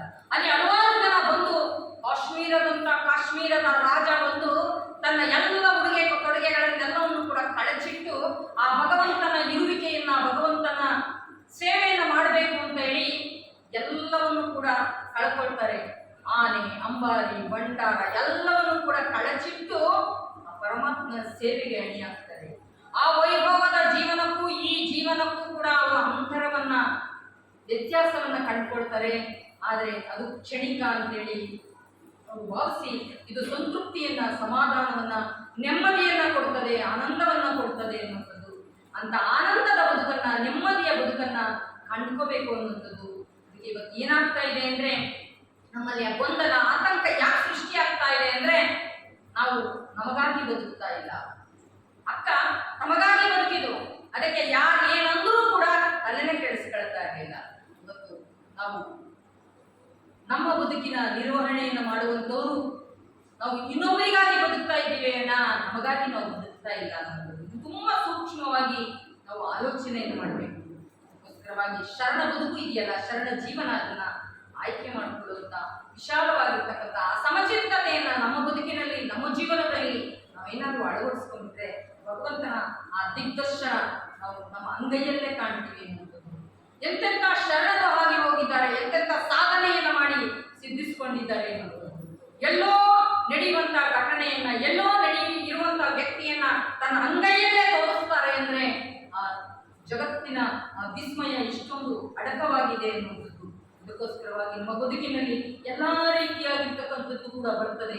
ಆದ್ರೆ ಮನುಷ್ಯ ಯಾವತ್ತೂ ಕೂಡ ನಾನು ಒಂಟಿ, ನಾನು ಏಕಾಂಗಿ ಅಂತ ಖಂಡಿತ ಯಾರು ಅನ್ಕೋಬಾರ್ದು. ಎಷ್ಟೋ ಜನರ ಬದುಕಿನಲ್ಲಿ, ಜೀವನದಲ್ಲಿ ಎಲ್ಲವೂ ಕೂಡ ಇದ್ರೂ ಕೂಡ ಇಲ್ಲದ ಹಾಗೆ ಬದುಕನ್ನು ನಡೆಸ್ತಾ ಇದ್ದೀವಿ ಅನ್ನುವಂಥದ್ದು. ಅದಕ್ಕೋಸ್ಕರವಾಗಿ ನಾವು ನಿನ್ನೆಯ ದಿನ ಮಧ್ಯಾಹ್ನ ಒಬ್ಬ ತಾಯಿ ಮನೆಗೆ ಪ್ರಸಾದಕ್ಕೆ ಹೋದಂತ ಸಂದರ್ಭದಲ್ಲಿ ಆ ತಾಯಿ ಏನೆಲ್ಲ ತನ್ನ ಮನದಾಳದ ಅಚುಲತೆಯನ್ನ ವ್ಯಕ್ತಪಡಿಸ್ತಾ ಇದ್ರು ಅನ್ನುವಂಥದ್ದು ನೋಡಿ. ನಾವು ಅಜ್ಜಿಗೆ ಅವತ್ತೇ ನೋಡಿರುವಂಥದ್ದು, ಅಥವಾ ಶೇಖರಣ್ಣ ಅವರು ತುಂಬಾ ದಿನದಿಂದ ಅವರಿಗೆ ಪರಿಚಯ ಇದ್ದಾರೆ. ಒಡಹುಟ್ಟಿದ ಮಕ್ಕಳು ಕೂಡ ನಮಗೆ ಆಗ್ತಾರೆ ಅಂತ ಹೇಳಿ ಯಾರು ಕೂಡ ಭಾವಿಸ್ಕೋಬಾರ್ದು. ನನ್ನ ಪಾಲಿನ ಕರ್ತವ್ಯ ಏನೋ ಅದನ್ನ ಮಾತ್ರ ನಾನು ನಿಭಾಯಿಸಬೇಕು ಅನ್ನುವಂಥದ್ದು. ಅಲ್ಲಿ ತನಕ ನನ್ನ ಪಾಲಿನ ಕರ್ತವ್ಯವನ್ನ ಬಸವಾದಿ ಶಿವಶರಣರು ಏನ್ ಹೇಳಿದ್ರು, ಕಾಯಕವನ್ನ ಮಾಡಬೇಕು, ನನ್ನ ಪಾಲಿನ ಸೇವೆಯನ್ನ ಮಾಡಬೇಕು, ನನ್ನ ದಾಸೋಹವನ್ನು ಮಾಡಬೇಕು, ನನ್ನ ಬದುಕು ಜೀವನವನ್ನ ಸದಾ ಸಂತೃಪ್ತಿಯಾಗಿ ಕಳೆಯಬೇಕು. ಮನುಷ್ಯ ಈ ಭೂಮಿ ಮೇಲೆ 1000 ವರ್ಷ ಬದುಕೋದಿಲ್ಲ. ಬದುಕಿದಷ್ಟು ದಿನ ಚಂದಾಗಿ ಬದುಕಬೇಕು, ಅಂದಾಗಿ ಬದುಕಬೇಕು. ಎಂಥದೇ ಸಂದರ್ಭ ಬಂದರೂ ಕೂಡ ನನ್ನ ಆತ್ಮೀಯರೊಟ್ಟಿಗೆ ಹಂಚ್ಕೋಬೇಕು. ನಿನ್ನೆ ಆ ತಾಯಿ ಆ ಶೇಖರಣ್ಣ ಅವರ ಹತ್ರ ಹೇಳುವಾಗ ನನಗೆ ಅನಿಸ್ತಾ ಇತ್ತು, ಎಷ್ಟೋ ಜನ ಅಡೆದ ತಾಯಿ ಹತ್ರ ಹೇಳ್ಕೊಳ್ತಾರೆ, ಆದ್ರೆ ಆ ತಾಯಿ ಮಗನಿಗಿಂತಲೂ ಕೂಡ ಹೆಚ್ಚಾಗಿ ಆತ ಧೈರ್ಯ ಹೇಳಿದ್ದನ್ನು ನೋಡಿ ನನಗೆ ಆನಂದ, ಸಂತೋಷ ಆಯಿತು. ನಿಜವಾಗ್ಲೂ ಕೂಡ ಈ ರೀತಿಯಾಗಿರ್ತಕ್ಕಂಥ ಆಧ್ಯಾತ್ಮಿಕವಾಗಿರುವಂತಹ ಸಾಧಕರಲ್ಲಿ ಈ ರೀತಿಯಾಗಿರುವಂತಹ ಆರೋಗ್ಯಕರವಾಗಿರುವಂತಹ ಆಲೋಚನೆ ಬರ್ತದಲ್ಲ, ಚಿಂತನೆ ಬರ್ತದಲ್ಲ. ಒಬ್ಬ ವ್ಯಕ್ತಿಗೆ ಏನೆಲ್ಲ ಕೊಡಬಹುದು ಭೌತಿಕವಾಗಿ, ಆ ಧೈರ್ಯ, ಸ್ಥೈರ್ಯ, ಸ್ಫೂರ್ತಿಯನ್ನು ತುಂಬೋದು ಇದೆಯಲ್ಲ, ಅದಕ್ಕಿಂತ ಒಂದು ದೊಡ್ಡದು ಈ ಜಗತ್ತಿನಲ್ಲಿ ಮತ್ತೊಂದಿಲ್ಲ ಅನ್ನುವಂಥದ್ದು. ಎಲ್ಲರ ಬದುಕಿಗೆ ಆಸರೆಯಾಗಿ ನಿಂತು ಬದುಕನ್ನು ನಡೆಸಬೇಕು. ಅಕ್ಕನ ಬದುಕಿಗೆ ತನ್ನ ತಂದೆ, ತನ್ನ ಮಗಳ ಎಲ್ಲ ಸಾಧನೆ ಸಿದ್ಧಿಗೂ ಕೂಡ ಜೊತೆಯಾಗಿ ಕೈ ಹಿಡಿದು ನಡೆಸ್ತಾರೆ. ಗುರುಗಳು ಎಂಥದೇ ಸಂದರ್ಭ ಕೂಡ ಬಂದರೂ ಕೂಡ ನೀನು ಧೃತಿಗೆಡಬೇಡ, ನೀನು ಧೈರ್ಯವಾಗಿರು ಅಂತೇಳಿ ಧೈರ್ಯವನ್ನು ತುಂಬುತ್ತಾರೆ. ಅಂತ ಧೈರ್ಯವನ್ನು ತುಂಬುವಂತ ಕೆಲಸವನ್ನ ಮಾಡಬೇಕು. ಆ ಪರಮಾತ್ಮನನ್ನ ಅಲ್ಲಿ ನೀವು ಹುಡ್ಕೊಂಡು ಹೋಗುವಂಥದ್ದಲ್ಲ, ನಿನ್ನೊಳಗೆ ಇದ್ದಾನೆ, ನೀನು ಮಾಡುವಂತ ಕಾಯಕದಲ್ಲೇ ಇದ್ದಾನೆ, ನೀನು ಮಾಡುವಂತ ಸೇವೆಯಲ್ಲೇ ಭಗವಂತ ಇದ್ದಾನೆ ಅನ್ನುವಂಥದ್ದನ್ನ ಹಲವಾರು ರೀತಿಯಾಗಿ ಪರಿಪರಿಯಾಗಿ ಪರಿಚಯ ಮಾಡಿಕೊಡ್ತಾರೆ. ಆ ಪರಮಾತ್ಮನನ್ನ ಕಾಣುವಂತ ನಿಟ್ಟಿನಲ್ಲಿ ನಾವೆಲ್ಲರೂ ಕೂಡ ಅಣಿಯಾಗೋಣ ಅನ್ನುವಂತ ವಿಚಾರವನ್ನ ಇಲ್ಲಿ ವ್ಯಕ್ತಪಡಿಸ್ತಾ, ಇಂಥ ಅನುಭವದ ಗೋಷ್ಠಿಯಲ್ಲಿ ನೀವೆಲ್ಲರೂ ಕೂಡ ಭಾಗಿಯಾಗಿದ್ದೇವೆ. ನೀವೆಲ್ಲರೂ ಕೂಡ ಹಲವಾರು ರೀತಿಯಾಗಿರುವಂತಹ ಸಚ್ಚಿಂತನೆಗಳನ್ನು ಮಾಡ್ತಾ ಇದ್ದೀರಾ, ಸತ್ಕಾರ್ಯಗಳನ್ನು ಮಾಡ್ಕೊಳ್ತಾ ಇದ್ದೀರಾ. ಇಡೀ ಶ್ರಾವಣ ಮಾಸವೇ ಒಂದು ನಮಗೆ ವರ್ಷಕ್ಕೆ ಒಂದು ವಸಂತ ಆದರೆ ನಿತ್ಯವೂ ಕೂಡ ವಸಂತದಂತೆ ನೀವೆಲ್ಲರೂ ಕೂಡ ಬದುಕಿನಲ್ಲಿ ಪರಿವರ್ತನೆ ಆಗ್ತಾ ಇದ್ದೀರಾ, ಬದಲಾವಣೆ ಆಗ್ತಾ ಇದ್ದೀರಾ. ನಿಮ್ಮೆಲ್ಲ ಬಾಳು ಬದುಕು ಜೀವನವನ್ನು ಸುಂದರಮಯವಾಗಿ ಮಾಡಿಕೊಳ್ಳೋದಕ್ಕೋಸ್ಕರವಾಗಿ ಪ್ರತಿನಿತ್ಯವೂ ಕೂಡ ಬಂದು ಇಂಥ ಸಾನ್ನಿಧ್ಯದಲ್ಲಿ ಆ ಅಕ್ಕನ ಆ ಬಸವಾದಿ ಶಿವಶರಣರ ಹಲವಾರು ರೀತಿಯಾಗಿರುವಂತಹ ಅನುಭವವನ್ನ ಜ್ಞಾನ ಪ್ರಸಾದವನ್ನ ಮಾಡ್ತಾ ಇದ್ದೀರಾ. ಅದರ ಜೊತೆಗೆ ನಿಮ್ಮ ಸಮಾಜದವರಿಗೋಸ್ಕರವಾಗಿ ನೀವು ಕೈ ಜೋಡಿಸ್ತಾ ಇದ್ದೀರಾ. ಸಮಾಜದ ಜವಾಬ್ದಾರಿ ಸಮಾಜದ ಒಂದು ವ್ಯವಸ್ಥೆಗಷ್ಟೇ ಅಲ್ಲ, ಇಡೀ ಸಮಾಜವನ್ನು ನೀವೆಲ್ಲರೂ ಕೂಡ ಸೇರಿ ಒಂದು ಸಮಾಜಕ್ಕೋಸ್ಕರವಾಗಿ ನಾವು ದುಡಿಯೋಣ ಅನ್ನುವಂಥ ನಿಟ್ಟಿನಲ್ಲಿ ನೀವೆಲ್ಲ ಒಂದೆಲ್ಲೊಂದು ರೀತಿಯಾಗಿರುವಂತಹ ಸೇವೆಯಲ್ಲಿ ತೊಡಗಿದ್ದೀರಾ. ಜ್ಞಾನ ದಾಸೋಹದಕ್ಕೆ ನಿಮ್ಗೆ ಏನು ಬೇಕೋ ಅಪೂರ್ವಕವಾಗಿ ಎಲ್ಲವನ್ನು ಕೂಡ ಎಡೆ ಮಾಡ್ತಾ ಇದ್ದೀರಾ. ಪ್ರತಿನಿತ್ಯ ಕಾಯಕ ಸಂಜೆ ಪ್ರವಚನದ ನಂತರ ಎಲ್ಲರೂ ಕೂಡ ದಾಸೋಹಿಗಳು ಅವರವರದೇ ಆಗಿರುವಂತಹ ತನು ಮನ ಧನವನ್ನ ಆ ಗುರು ಸೇವೆಗೋಸ್ಕರವಾಗಿ ಮುಡುಪಿಡೋದಿದೆಯಲ್ಲ, ಅದು ಸಾರ್ಥಕತೆಯ ಬದುಕು, ಸಮರ್ಪಣೆಯ ಬದುಕು. ನೀವೇನು ಮಾಡ್ತೀರೋ ಅದೆಲ್ಲವೂ ಕೂಡ ಭಗವಂತನಿಗಾಗಿ ಅಂತೇಳಿ ಭಾವಿಸಿ ನೀವು ಮಾಡಿ. ನಿಮ್ಮ ಮನೆ ಮನ ಬೆಳಕಾಗ್ತದೆ, ನಿಮ್ಮ ಮನೆ ದಾಸೋಹವೇ ಅದು ದೇವಧರ್ಮವಾಗ್ತದೆ ಎನ್ನುವುದು. ಪ್ರತಿನಿತ್ಯವೂ ಕೂಡ ನಾನು ಮನೆಗೆ ಹೋಗುವಂತಹ ಸಂದರ್ಭದಲ್ಲಿ ಎಲ್ಲರೂ ಕೂಡ ಎಡೆ ಮಾಡುವಂತಹ ಸಂದರ್ಭದಲ್ಲಿ ನಾನು ಅವ್ರ ಮನೆಗೆ ಅರಸಿ ಬರ್ತೀನಿ. ಅವರು ನನಗೆ ಪ್ರಸಾದವನ್ನ ಎಡೆ ಮಾಡ್ತಾರೆ. ಆದರೆ ಗುರು ಅಷ್ಟೇ ತಗೊಂಡು ಬರೋ ಕೆಲಸ ಅಲ್ಲ, ಗುರು ಕೂಡ ನೀಡಿ ಬರಬೇಕು. ಅವರು ತಾಯಿಯವರು ನನಗೆ ಭಕ್ತಿಯಿಂದ ಪ್ರೀತಿಯಿಂದ ಪ್ರಸಾದವನ್ನು ಮಾಡಿ ನನಗೆ ತೃಪ್ತಿಪಡಿಸಿದ್ರೆ ನಾನು ಕೂಡ ಅವರ ಮನೆ ಮತ್ತು ಮನ ಬೆಳಕಾಗಲಿ, ಅವರ ಬಾಳು ಬದುಕು ಜೀವನ ಅದು ಸುಂದರಮಯವಾಗಿರಲಿ. ಅಕ್ಕನ ಕೃಪೆ ಆದರ್ಶ ಆ ಕುಟುಂಬದ ಮೇಲೆ ಇರಲಿ. ಬಸವಾದಿ ಶಿವಶರಣರ ರಕ್ಷೆ ಅವರಿಗೆ ಸ್ತ್ರೀ ರಕ್ಷೆ ಕಾಯಿಲೆ ಅಂತೇಳಿ ಪ್ರತಿಯೊಬ್ಬರವರಿಗೂ ಕೂಡ ಹೋದಂಥ ಸಂದರ್ಭದಲ್ಲಿ ಅರಸಿ ಬರ್ತೀನಿ ಅಂತ ಗುರುಕೃಪೆ ಗುರುವಿನ ಆಶೀರ್ವಾದ ಸದಾ ನಿಮ್ಮೆಲ್ಲರ ಬಾಳಲ್ಲಿ ಬದುಕಲ್ಲಿ ಇರಲಿ. ನಿಮ್ಮೆಲ್ಲರ ಮನೆ ಮತ್ತು ಮನ ಬೆಳಕಾಗಲಿ ಅಂತೇಳಿ ಶುಭವನ್ನು ಹಾರೈಸ್ತಾ ನನ್ನ ಮಾತು ಮುಗಿಸ್ತೇನೆ. ತಮ್ಮೆಲ್ಲರಿಗೂ ಭಕ್ತಿಯ ಶರಣು ಶರಣ.